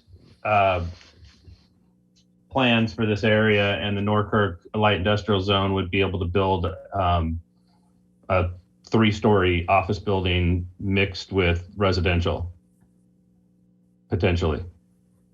Under the future zoning scenario. Okay. Correct. Okay, great. Thank you. I'm just going to go ahead. I'm sorry.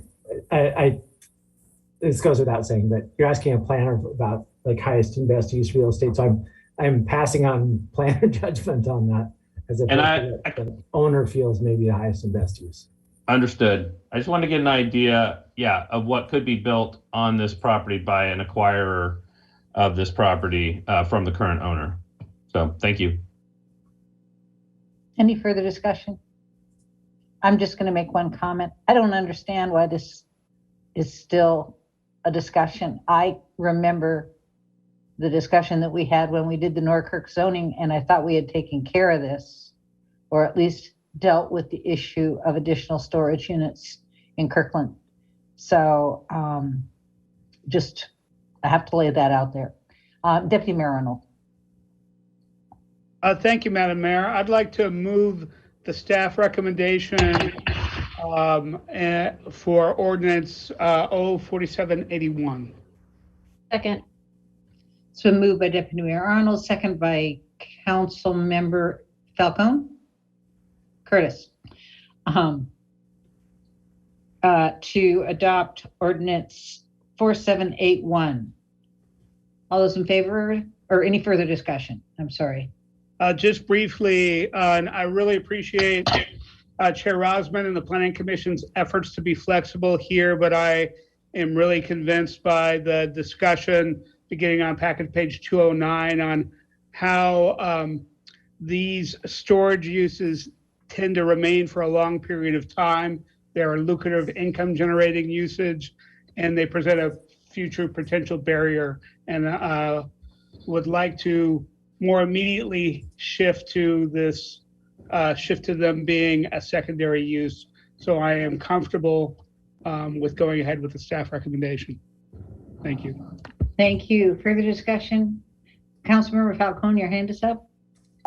It is. I think Councilmember Nixon was before me. Go ahead, Councilmember Nixon. Well, thanks.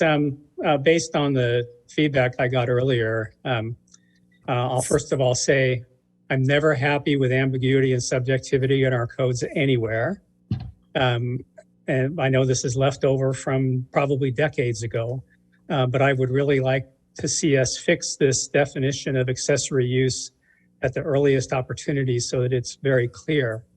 I can see a compelling public interest in ensuring pedestrian-friendly environments in retail areas, but to say that, we probably would not allow upper floors of a building that has retail on the first floor to have storage in it, I think is unreasonable.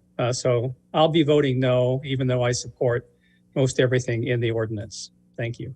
Thank you. Councilmember Falcone. Thank you, Madam Mayor.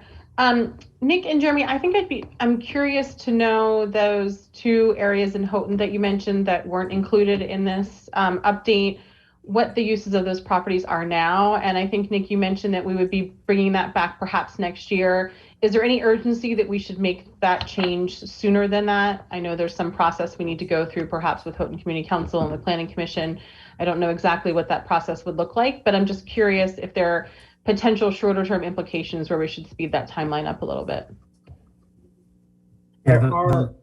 I'm sorry, go ahead, Nick. I was going to point to the location. These are the Hink 1 and 3 are at the intersection of 68th and 6th/108th, right on the Houghton jurisdiction line there at the north end. So this is Houghton Village, Houghton Center area, the cleaners and the 7-Eleven, that intersection.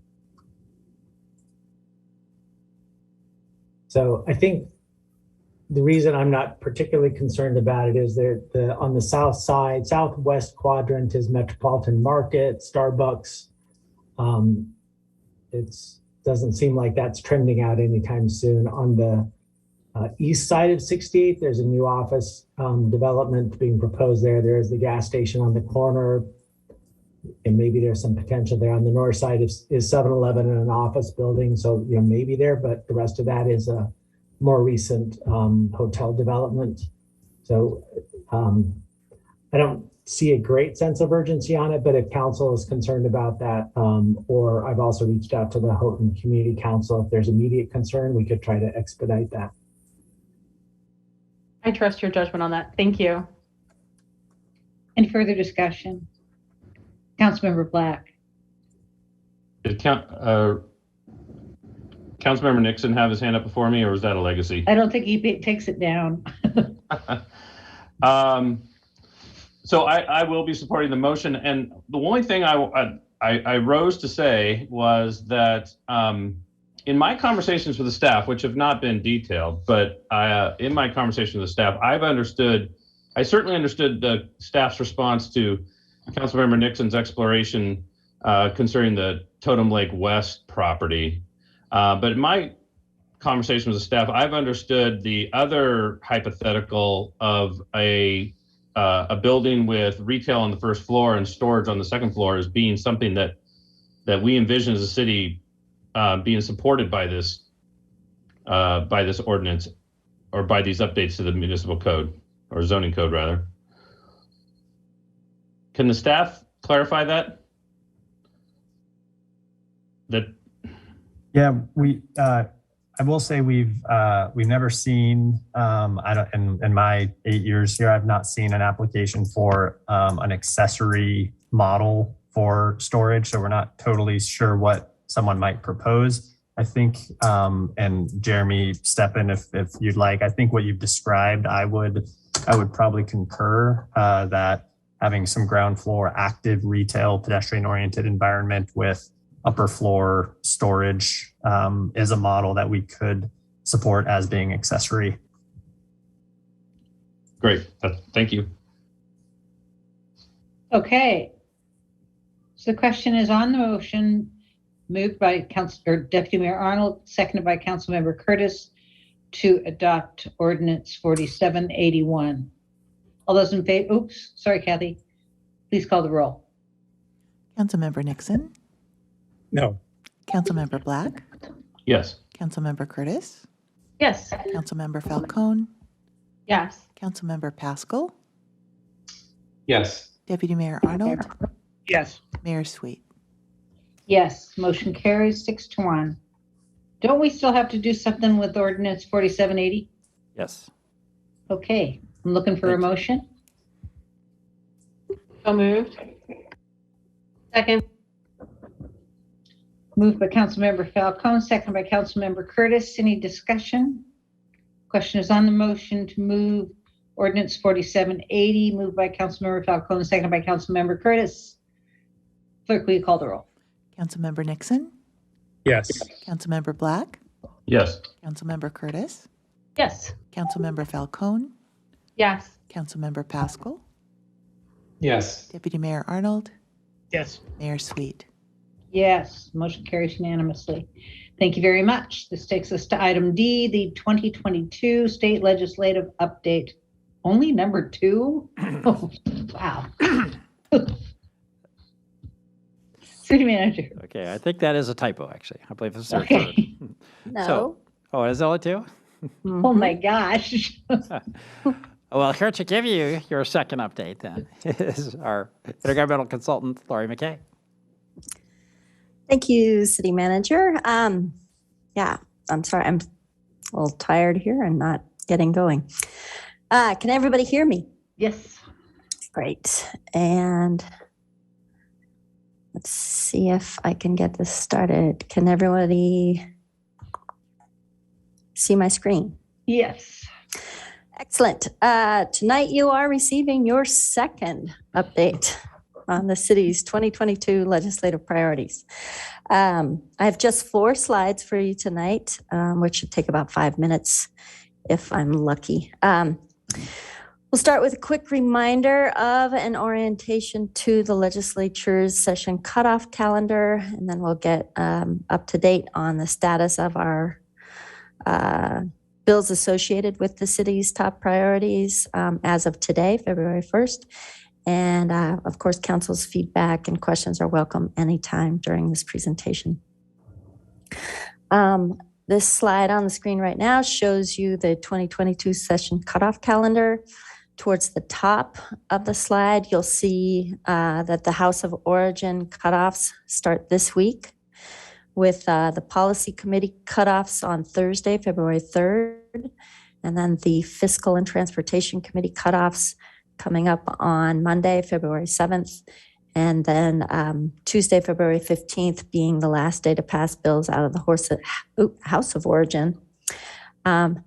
Tuesday, the 15th is also council's next regular meeting, so we'll have significant updates and benchmarks on Kirkland's legislative priorities at your next meeting. So now on to the current status of the city's priorities and associated bills. On this slide on the screen highlights bills that are associated with the city's priorities on affordable housing. There are 3 bills that the city is working on in order to provide a property tax exemption for ADUs that are dedicated to low-income people. And as you can see in the upper right quadrant of the slide, all 3 bills are moving. 2 are in the House Finance Committee and 1 is in Senate Ways and Means. So because these bills are in fiscal committees, our goal is to see these committees take action on them before and move them out before or by February 7th on Monday. This slide highlights bills that are associated with the city's priorities of clarifying police reform legislation from last year dealing with use of force and less than lethal munitions. Here again, there are 3 bills that the city is putting energy into, 2 of which were passed by the full House of Representatives last Friday with significant margins. 1735 dealing with use of force received 90 yay votes, and 1719 dealing with less than lethal munitions received 95 yay votes. The third bill, 2037, is scheduled for executive session on Thursday, which again is the House of Origin cutoff for policy committees. So we'll know more about 2037 on the end of the day, Thursday. And again, that one deals with use of force.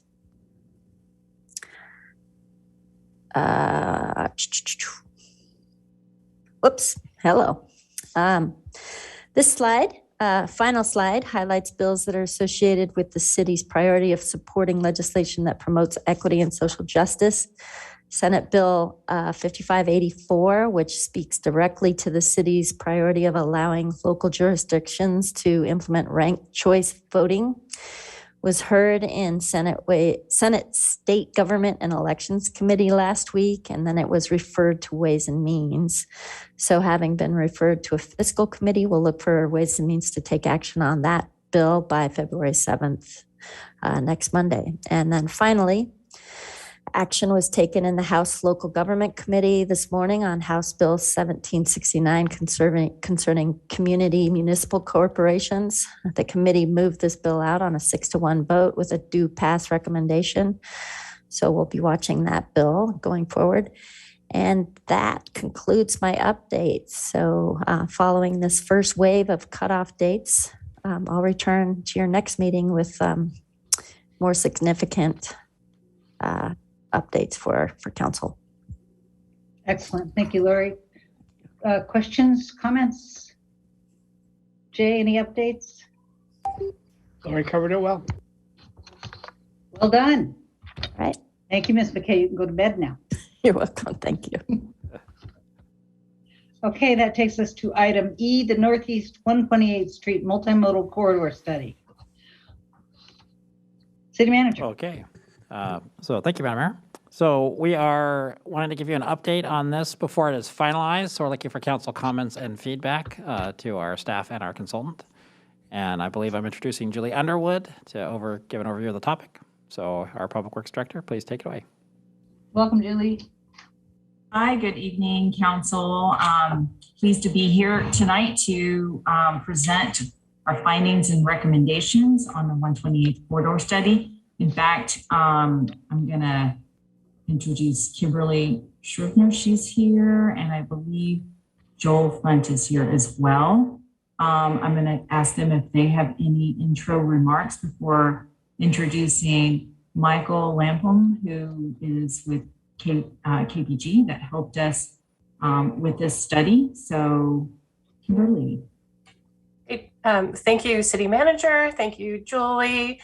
Mayor Sweet, members of the council, happy to talk about this tonight. I'll go ahead and get started, just kicking us off. We are talking about the Northeast 128th Street Multimodal Corridor Study. Our project manager on this project, as Julie mentioned, is Michael Lapham. I'd like to invite Michael to share the slides. I'll be sharing most of the slides with you tonight. As he's doing that, this is a project that is I'll just wait for him to.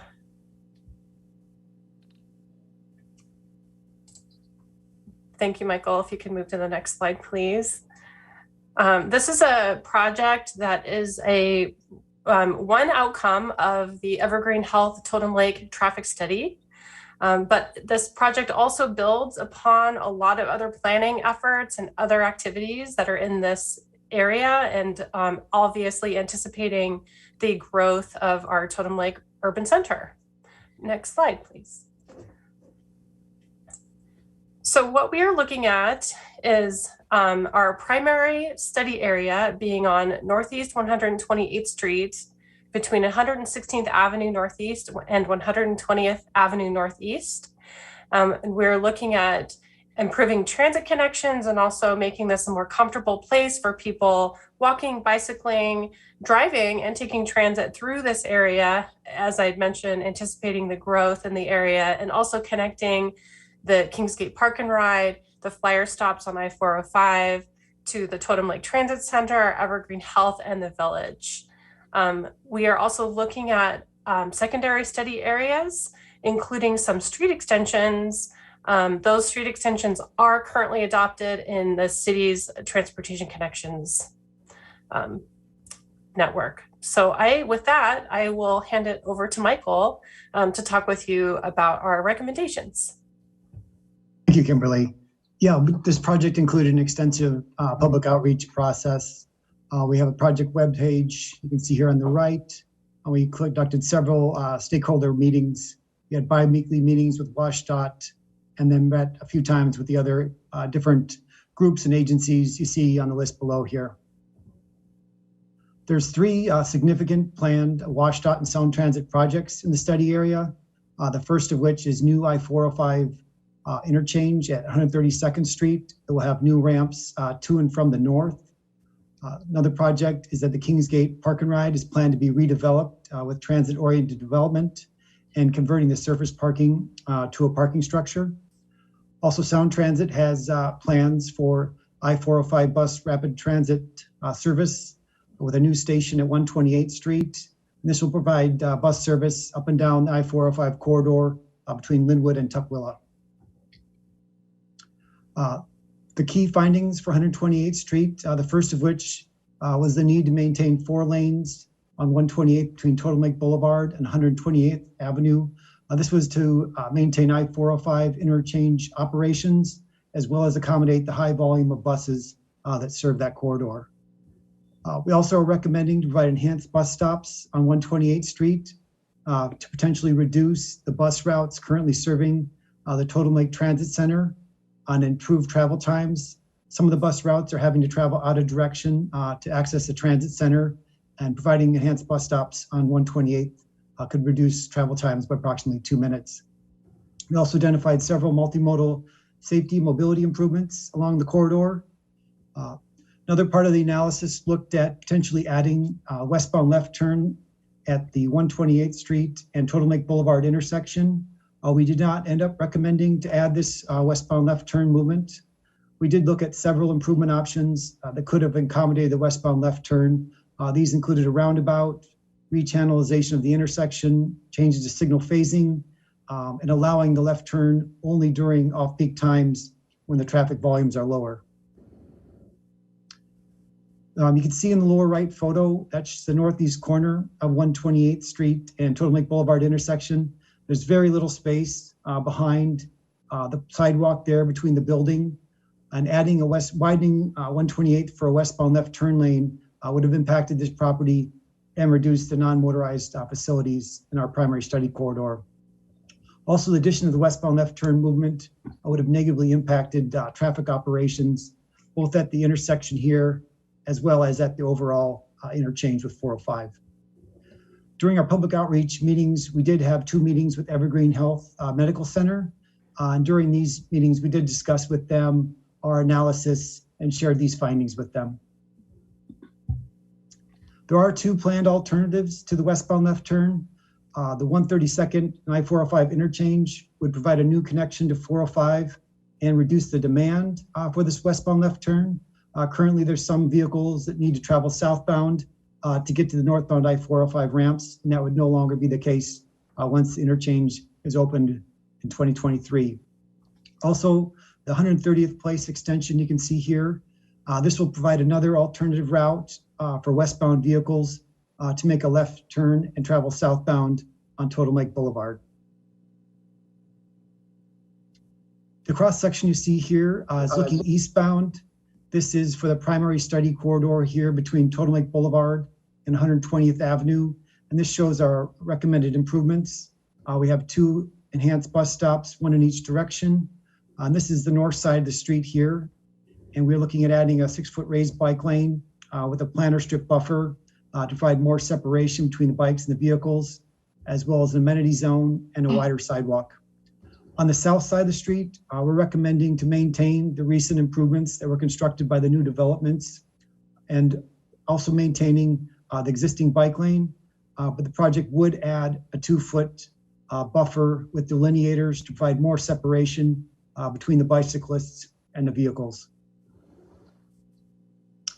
The map here shows the existing bicycle facilities in green, and then the recommended bicycle facilities in the green dashed line. And with these recommended improvements, there would be a comprehensive network of bicycle facilities through the study area for both the north-south and east-west directions. That concludes our tonight's presentation. Thank you for your time tonight. Excellent. Council, question, discussion? Hold on, I've lost you. Deputy Mayor Arnold. Thank you, Madam Mayor. Thank you, Michael, and thank you, Kimberly. When you talk about enhanced bus stops on 128th, there were not the same level of great graphics on what those might be. Could you describe what you mean by enhanced bus stops? Yeah, what they're out there today on 128th Street is really just a flag in the ground, just a pole indicating where the stop is. This would include a shelter, space to load and unload in front of the shelter. That's basically what it would look like. Okay, thank you. And while the discussion talked about the potential for shifting some service from the improvements that could happen from shifting some service from the Totem Lake Transit Center, I want to make sure that we're being deliberate about what this final report says in our interactions with Metro.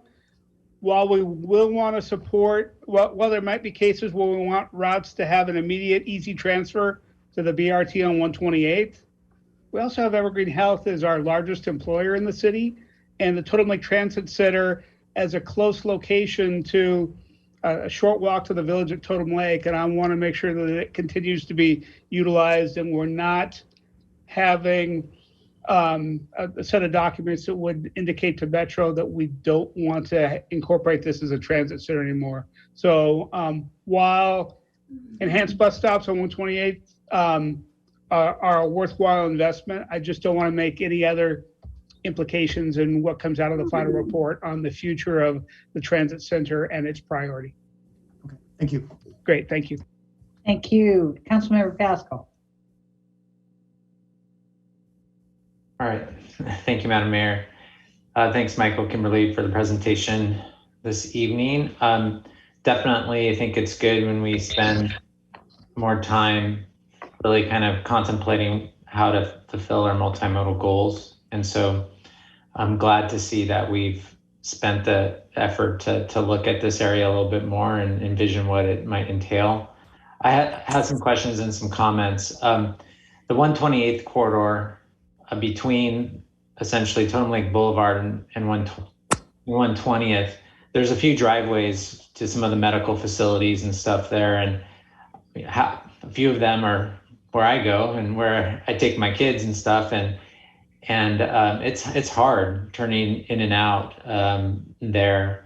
Are there any recommendations along that segment to disallow or provide access management so vehicles can't turn in and out of those driveways? Or will that still be an allowed use? In the short term, that would be allowed use, and as traffic volumes along the corridor, change or keep growing, we could look at restricting access to some of those driveways. We are looking at some of the enhanced street network, which could provide alternatives to using those current driveways, such as 130th. You could potentially access your destination from 120th Avenue or Totem Lake Boulevard. So to help the overall circulation in that area, which would take pressure off having to make left turns from the through lane there. Yeah, I think that would be something to consider, is to just make sure whatever report that is pulled together here addresses some of that in some form or fashion. The other question was about those new connection roadways. I'm glad to see that they're still in and you kind of provided more definition around them. I'm wondering what would happen though, would anything change if those don't go in? Did you look at scenarios where those don't go in, but the area continues to redevelop? Or I'm just trying to make sure that we understand how important they are to achieving kind of what we're trying to do here. Yes, we did look at with and without those extensions going in, and they definitely helped the area. But we did model traffic operations with and without those streets.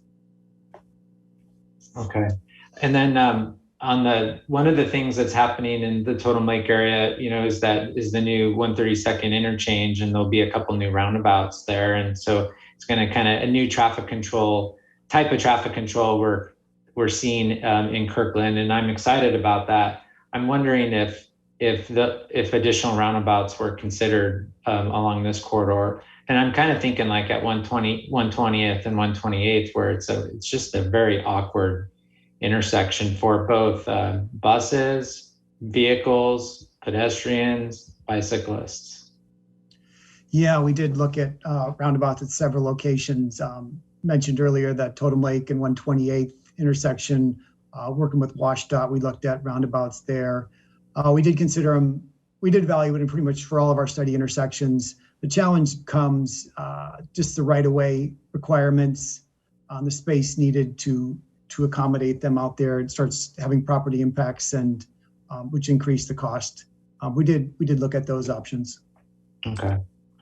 And then the last question was, as someone that rides along 128th, it's not a very fun experience, particularly going across 405. There's a lot to watch out for, and it seemed like I guess I was hoping for a little bit more there from a bicycle perspective. It seemed like we're just kind of switching the bike lane to the outside of the right turn lane, which honestly, I don't think we have other locations where we do that in the city. So I want to make sure that driver expectation is there. Same with bicycle expectation. We're not creating a safety hazard. I mean, I guess I'm not aware of any industry best practices that show that. And the ones that do show additional features to protect the bicyclist from getting clipped by the right turn vehicles. So, I'd like to talk with you about that offline perhaps, because that is a concern that I have with what I saw in some of those diagrams. Yeah, so for that improvement, you have a good point. We have been working with WashDOT, and we would, to implement that improvement, would also include not allowing the right turns to go with the crossing phase for the peds and bikes. So we would provide a separate protected crossing there, and the right turns would be held when the crossing was activated. Okay, I have some other ideas that I'd like to share with you. I've seen elsewhere that could help. And then just finally, I guess I'd just say that, perhaps the final report will show this, but what I was looking for a little bit though is kind of like the story here. It's like, what are the problems? What did we hear from the public, the Transportation Commission, the hospital? What are they really wanting this to be? And then, all the different types of things that were considered, but that were ruled out, because I think that's going to be important as this area develops to kind of make sure that we have that entire story, because we kind of what was shared in our memo was mainly just kind of the final stuff, but I think the entire story is really important to tell as well. Okay. Thank you. Thank you, Councilmember Falcone. Thank you, Madam Mayor, and thank you, Kimberly and Michael, for that great presentation. I hope you'll humor me. I have a question that's kind of tangentially related to the presentation tonight. And you mentioned on some of the slides the interchange at I-405 and 132nd with the roundabouts. And thank you, Councilor Pascal, for bringing that up, because that's what my question was about. I maybe 2 or 3 months ago, I don't remember exactly when, attended a public engagement event with WashDOT. And if I'm remembering correctly, I heard from a handful of residents who still had concerns about the active transportation safety in that area. And given that we're talking about all these connections within the area and that improvements are going to be made with the roundabouts there, my question is, do we feel like there are additional active transportation safety improvements that we should be advocating for or partnering with WashDOT in the 132nd interchange project there, or is that window of opportunity closed?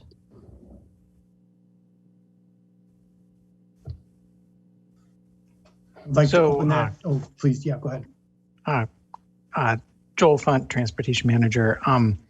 So we have been working with WashDOT a lot on those roundabouts, and we continue to work with them. The design build contractor, of course, is on board with that project. So the changes that we can ask WashDOT and the design builder to make are somewhat limited, but they just need to fit within the scope of what they were they're required to do. And so we continue to work with the design builder, make modifications to make those roundabouts as safe as possible for peds and bikes. It continues to be, of course, a challenge to meld our ped and bike vision with a new interchange. But I think there's still some progress to be made there. And WashDOT and the design builder seem to be open to continuing to work with us. Thank you. I appreciate that. I'd be interested in learning a little bit more of the details, perhaps offline, about the things that we're asking for. Thank you. You bet. Further discussion? Well, thank you very much, Michael and Julie and Kimberly. I think 128, it's looking good. So just to wrap up, our goal is to return to you, I think in early March and get your final approval. Once you do approve that, then that signals to development services, how they should work with private development that come into the area. And then of course, you may see a future CIP project as a result. Great. Thank you very much. Okay, that takes us to item number 11, reports, City Council regional and committee reports. Councilmember Pascal, you are in my corner. Thank you, Madam Mayor. Let's see. Sorry, this came quick. Oh, the only thing that I'll report is I wanted to follow up on I think our first meeting in January. Councilmember Black asked me to report out on my meeting with staff about some of the transportation projects in Totem Lake, and so I did meet with them. And my question was around that there's going to be multiple construction projects going on at the same time over the summer. The turn lanes on 132nd, the interchange project, the turn lane on 116th by Starbucks, AM/PM. And staff had they were really thinking about that, about how to make sure that we're really conscious about those construction impacts and making sure the communication is getting out there and how those projects are overlapping. I asked about why the two turn lane projects, one at Juanita High School and 108, were not kind of linked together and done at the same time. And it's because there's still property acquisition needed to be made for the Juanita High School turn lane. So they didn't want to hold up 108 because that needed to go in before the interchange was really finished. So some good conversations. And we also talked about some of what Councilmember Falcone was questioning about some of the active transportation designs through the roundabouts there, and some of the questions that staff has been raising with WashDOT, which I think was really helpful to kind of seeing what's happening there. So that's kind of my report out there for you. Thank you. Thank you very much. Councilmember Curtis. Thank you, Madam Mayor. Briefly, PIC is next week, so I'll be sending you the packet later this week. I had a nominations committee meeting today. I also have King Conservation District next week. Just reminding everybody, if you haven't voted, vote. It closes on February 8th. I promised to follow up on my board and commission's training and recruitment comments at the council meeting or the council retreat. A couple of my suggestions regarding civic training workshop and equity bias training are addressed in our DEIB equity plan. So I'm tabling that. My other suggestion was getting a broad feedback on incumbents. It turns out that is codified in our council policy and procedures. 810 reads, the recommendations will be based upon past performance and made in consultation with the relevant city advisory board chair, the members of the board, and the city manager for presentation to council. So my suggestion is we don't need to make any changes. It's already in our policies and procedures, and I'll just ask the city manager to reach out to department liaisons for appropriate and confidential feedback that can be shared with the interview selection committee. So the good news, no request for LRM. Thanks, guys. Thank you, Deputy Mayor Arnold.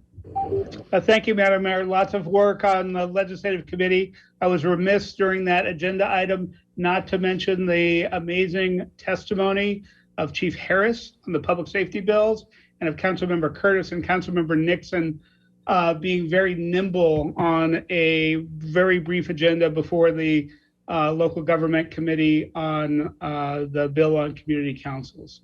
Nice work. The one thing I do want to report on is yesterday, the East Trail Regional Advisory Council met. We did a review of major capital projects in addition to the Totem Lake Connector happening this year. There's impressive work that's happening in the next 2 to 3 years, including the crossing at 405 that replaces the tunnel that was eliminated a decade ago, the 8th Street crossing, the Wilburton Trestle. When you look at the whole slide deck, it's pretty impressive. We will circulate that around. The RAC also adopted a revision in the MOU from all the parties to shift the leadership from, to have co-chairs with a county representative and a city owner representative versus the current relationship that is specifies that somebody from the county will chair and a city owner will vice chair. And that will be coming probably through our consent calendar once it makes it through the process. Thank you. Thank you. Councilmember Falcone. Thank you, Madam Mayor. I just wanted to start by giving a huge kudos to the Parks Department. I know I mentioned this briefly in our retreat, but just wanted to mention it publicly because I'm not sure how many were watching our retreat, but they are just knocking it out of the park with so many new exciting events that they're doing with the polar bear plunge, you know, debuting the new LED screen, having the drive-in movies, having the Galentine's Day event, having the Kirkland's Taste of the World coming up. There's so many new and exciting events. So just big kudos to the Kirkland Parks Department for all the work that you're doing in that. I appreciate it, and our community as a whole, I know, appreciates it. Also wanted to piggyback on the Deputy Mayor's kudos to our 2 council members who testified. Also, I believe our City Attorney Raymond testified as well and did a fantastic job in that hearing as well. So kudos to him and thank you. And then the only other thing I have to add is that I'm looking forward to both onboarding and the first meeting that I will be participating as an alternate through SA appointment at the King County Affordable Housing Committee coming up on the 9th. Thank you. Super, thank you. Councilmember Black. Thank you, Madam Mayor. So not much, one substantive item, and then just a couple of notes. I did attend my last, or at least my last for a while, RIA 8 Salmon Recovery Council meeting, and provided my colleagues on the council with an update from that meeting. And also attended, I don't always report on meetings of the Regional Law, Safety, and Justice Committee, but I did want to make a mention of our most recent meeting and the topic that was discussed. Judge Larson, who is the municipal court judge for Federal Way Municipal Court, so he would be a colleague of our Judge Olson in the Kirkland Municipal Court. He's leading an effort for some regional coordination around the various restorative justice programs and community court type programs, diversionary programs in our courts. And it was an interesting presentation. The key here is coordination. It's not simply a regional solution, and I don't think anyone who's talking about this issue, especially anyone in the justice system and in the municipal courts, thinks that a regional solution, like a single locus for restorative justice program makes sense, because these diversionary programs, restorative justice programs, community courts, those services needed to be available on demand at the court at the time they're needed. Otherwise, what we all know is that it becomes a real challenge. There becomes some real hurdles for those who've come in contact with our justice system to actually use those. But Judge Larson did make a compelling case for some degree of regional coordination around those programs. For example, if someone has come into contact with the justice system in Kirkland Municipal Court and maybe has been onboarded into a community, one of our community court programs, and then for unfortunate circumstances comes into contact with the Federal Way Municipal Court, let's say a couple months later, it would be nice. Judge Larson made the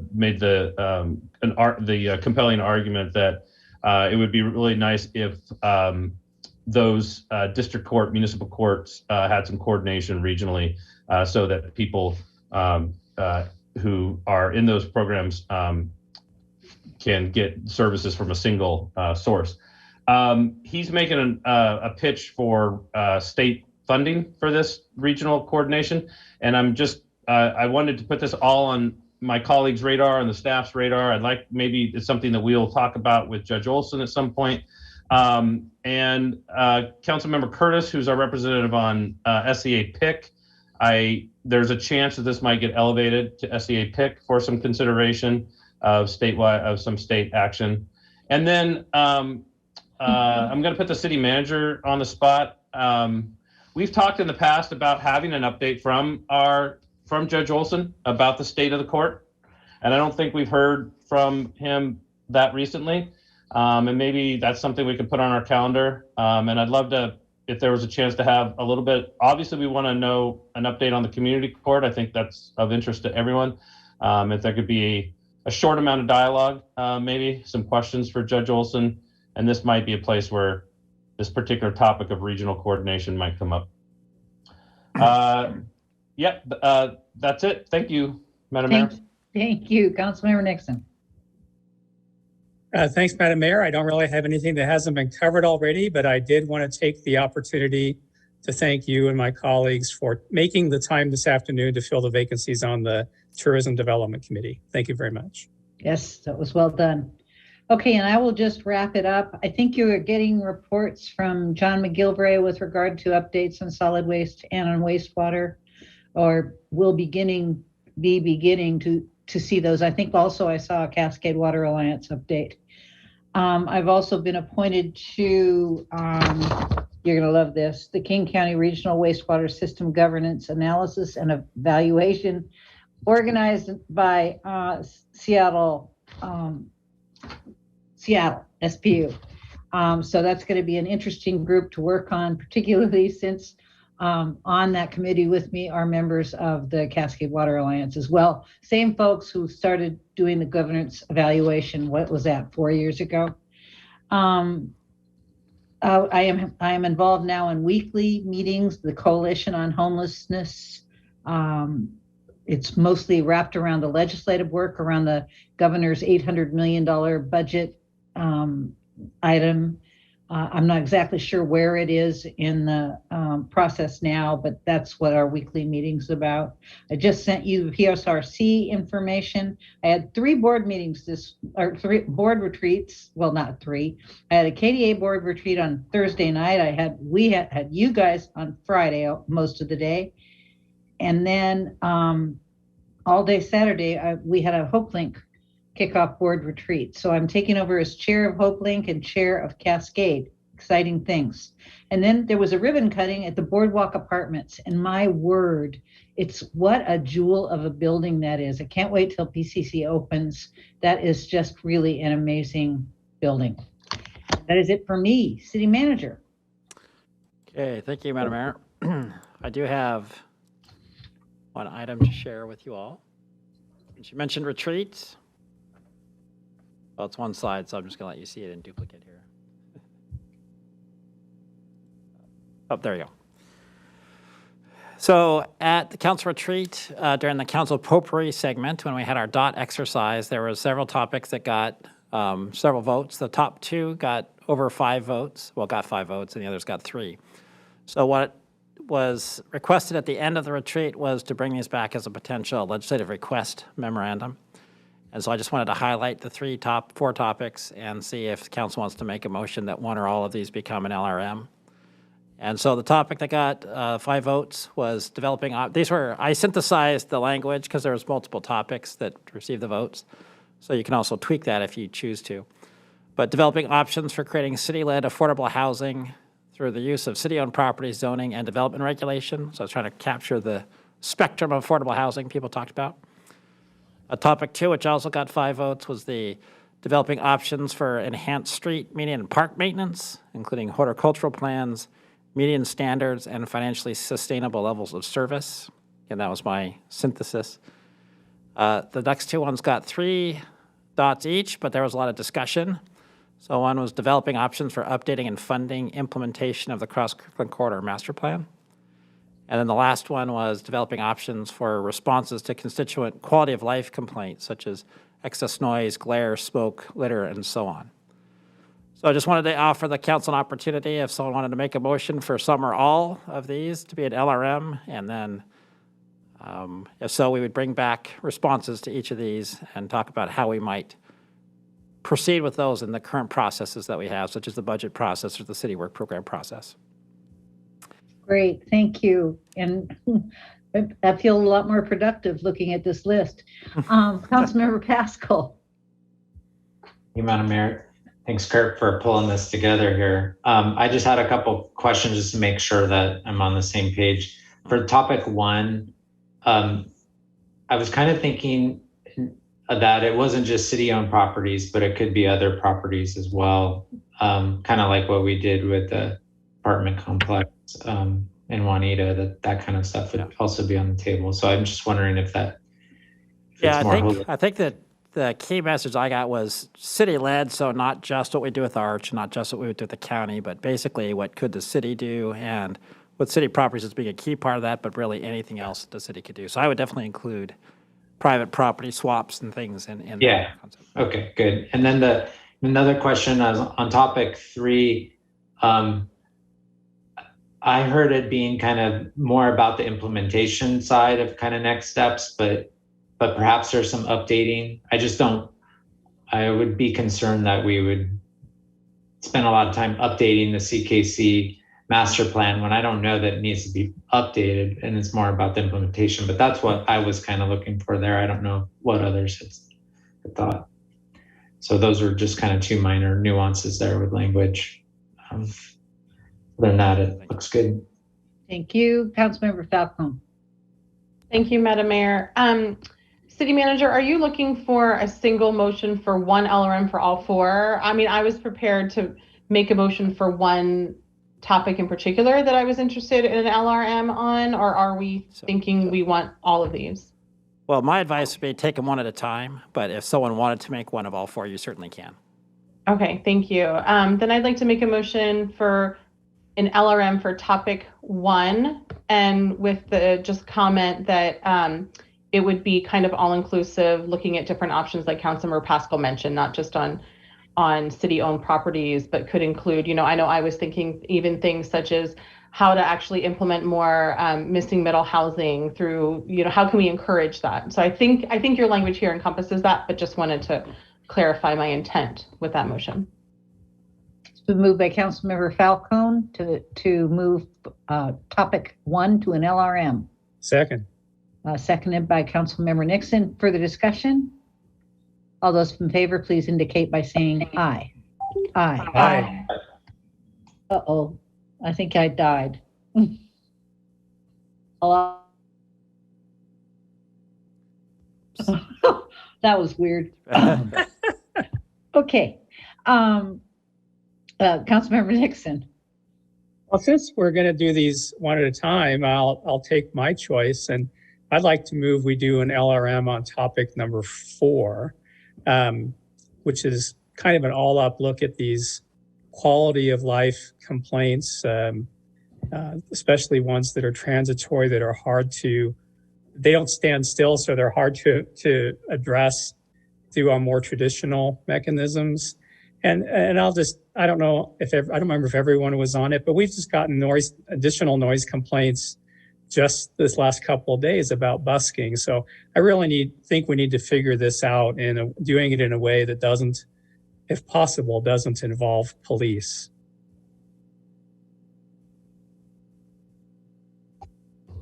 Okay. All right, it's been moved by Councilmember Nixon, seconded. I'm going to say Councilmember Curtis. No, I'm going to say Councilmember Pascal. No, I'm going to Could somebody tell me who? I just saw I movement. think your choices are Deputy Mayor or me, I think. Okay, then I'm going to give it to you. So moved by Councilmember Nixon, seconded by Councilmember Black. Discussion? All those in favor, please signify by saying aye. Aye. Aye. Opposed? Motion carries unanimously. Sorry, I'm still recovering from that blackout. Any further? Councilmember Pascal. I will make a motion for topic 3, developing options for updating funding implementation of the CKC master plan. Second. Moved by Councilmember Pascal. You know, we should have just done all 4. But Councilmember Pascal, seconded by Councilmember Curtis, to move forward with an LRM for topic number 3. Discussion? Deputy Mayor Arnold. Thank you, Madam Mayor. Question for Councilmember Pascal. Your comment mentioned not including updating, your motion included it. Was that your intention? Well, yeah, that was my intention. I figure we can talk about that later. Okay, I appreciated your comments. I'm not interested in really spending time on an update of the master plan, but do think, given our discussion around Transportation Benefit District, other tools about how we start to do the Kirkland corridor segments. So I'll vote yes, and then we'll work out the details. Thank you. Any further discussion? Okay, all those in favor, please signify by saying aye. Aye. Aye. Aye. Opposed? Motion carries unanimously. Councilmember Curtis. We can't leave number 2 all by itself. So I'd like to make a motion for topic 2, developing options for enhanced street, median, and parks maintenance, including horticulture plans, median standards, and financially sustainable levels of service. Second. Moved by Councilmember Curtis, second by Councilmember Falcone, to make an LRM out of topic 3. Any discussion? Thank you. Topic 2. Topic 2. It's getting late. There's not a lot to say on this. This has been an ongoing conversation with us, so let's figure it out.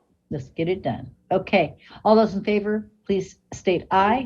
Aye. Aye. Aye. Opposed? Motion carries unanimously. Thank you. City Manager. Yeah, thank you then. A couple quick calendar things coming up. So we have been working, Deputy City Manager Beth Goldberg and Carly, to set up some virtual tours of some crisis clinics. And it looks like we might be able to get them set. They'll be virtual next week. So look for some calendar requests if you want to come on Tuesday and Thursday of next week. Those will also be recorded. So if you're not able to attend them live, you'll be able to watch what happens afterward. But we thought it'd be a great way to learn more about what we're trying to achieve. So watch for that request from Amy Bolin. That's exciting. And then secondly, just a reminder that the Mayor's State of the City speech is going to be next Thursday, February 10th. Still under development, so it's, it's going to be just in time with all of us. But we're excited to see that. And then I did put down on the calendar the idea of a State of the Court report. I think everybody was good with that. I saw head nods. And were there any other calendar suggestions or changes? Councilmember Black? Thank you, Madam Mayor. I don't know if this traditionally falls into the category of calendar item, but I was a little bit worried for you, City Manager, and your staff that we just approved 4 LRMs. So it kind of has to do with the upcoming calendar and the pace at which the staff is going to address these. Do you feel like you have the flexibility you need to take these in a logical order? I do. Do you need any direction from us? So I think not. What I would do in these is really what we'll come back with is, rather than the evaluations themselves, the processes by which we'll evaluate them. So these obviously fall into like the budget process, the CIP process, the city work program process. So I'm envisioning the responses to these being fairly straightforward and easy to do. But I really appreciate you raising that issue. But I think we can sequence it well. Okay, thanks. Thank you. Councilmember Good luck. Thanks. And now I've forgotten what I was going to ask about because I was just enthralled with what Councilmember Black was talking about. What was that last question you asked about, Kurt? Oh, just any other, well, the state of the court and then any other calendar changes or updates. Oh, sorry. I'll think of it and I'll get back to you. Okay. All right, that's all I have, Madam Mayor. Well, just one comment from me on the LRMs. I will do the medians if you don't. And I know Councilmember Curtis will join me. No, that's message received. So, thank you. So with that, I think we've done it. And that was a big meeting. I feel good about what we did tonight. So I'll see you in 3 weeks. Nah, I'll see you probably in the next couple of days. All right. Goodbye, everybody. Thanks very much for a hard evening's work. Bye-bye.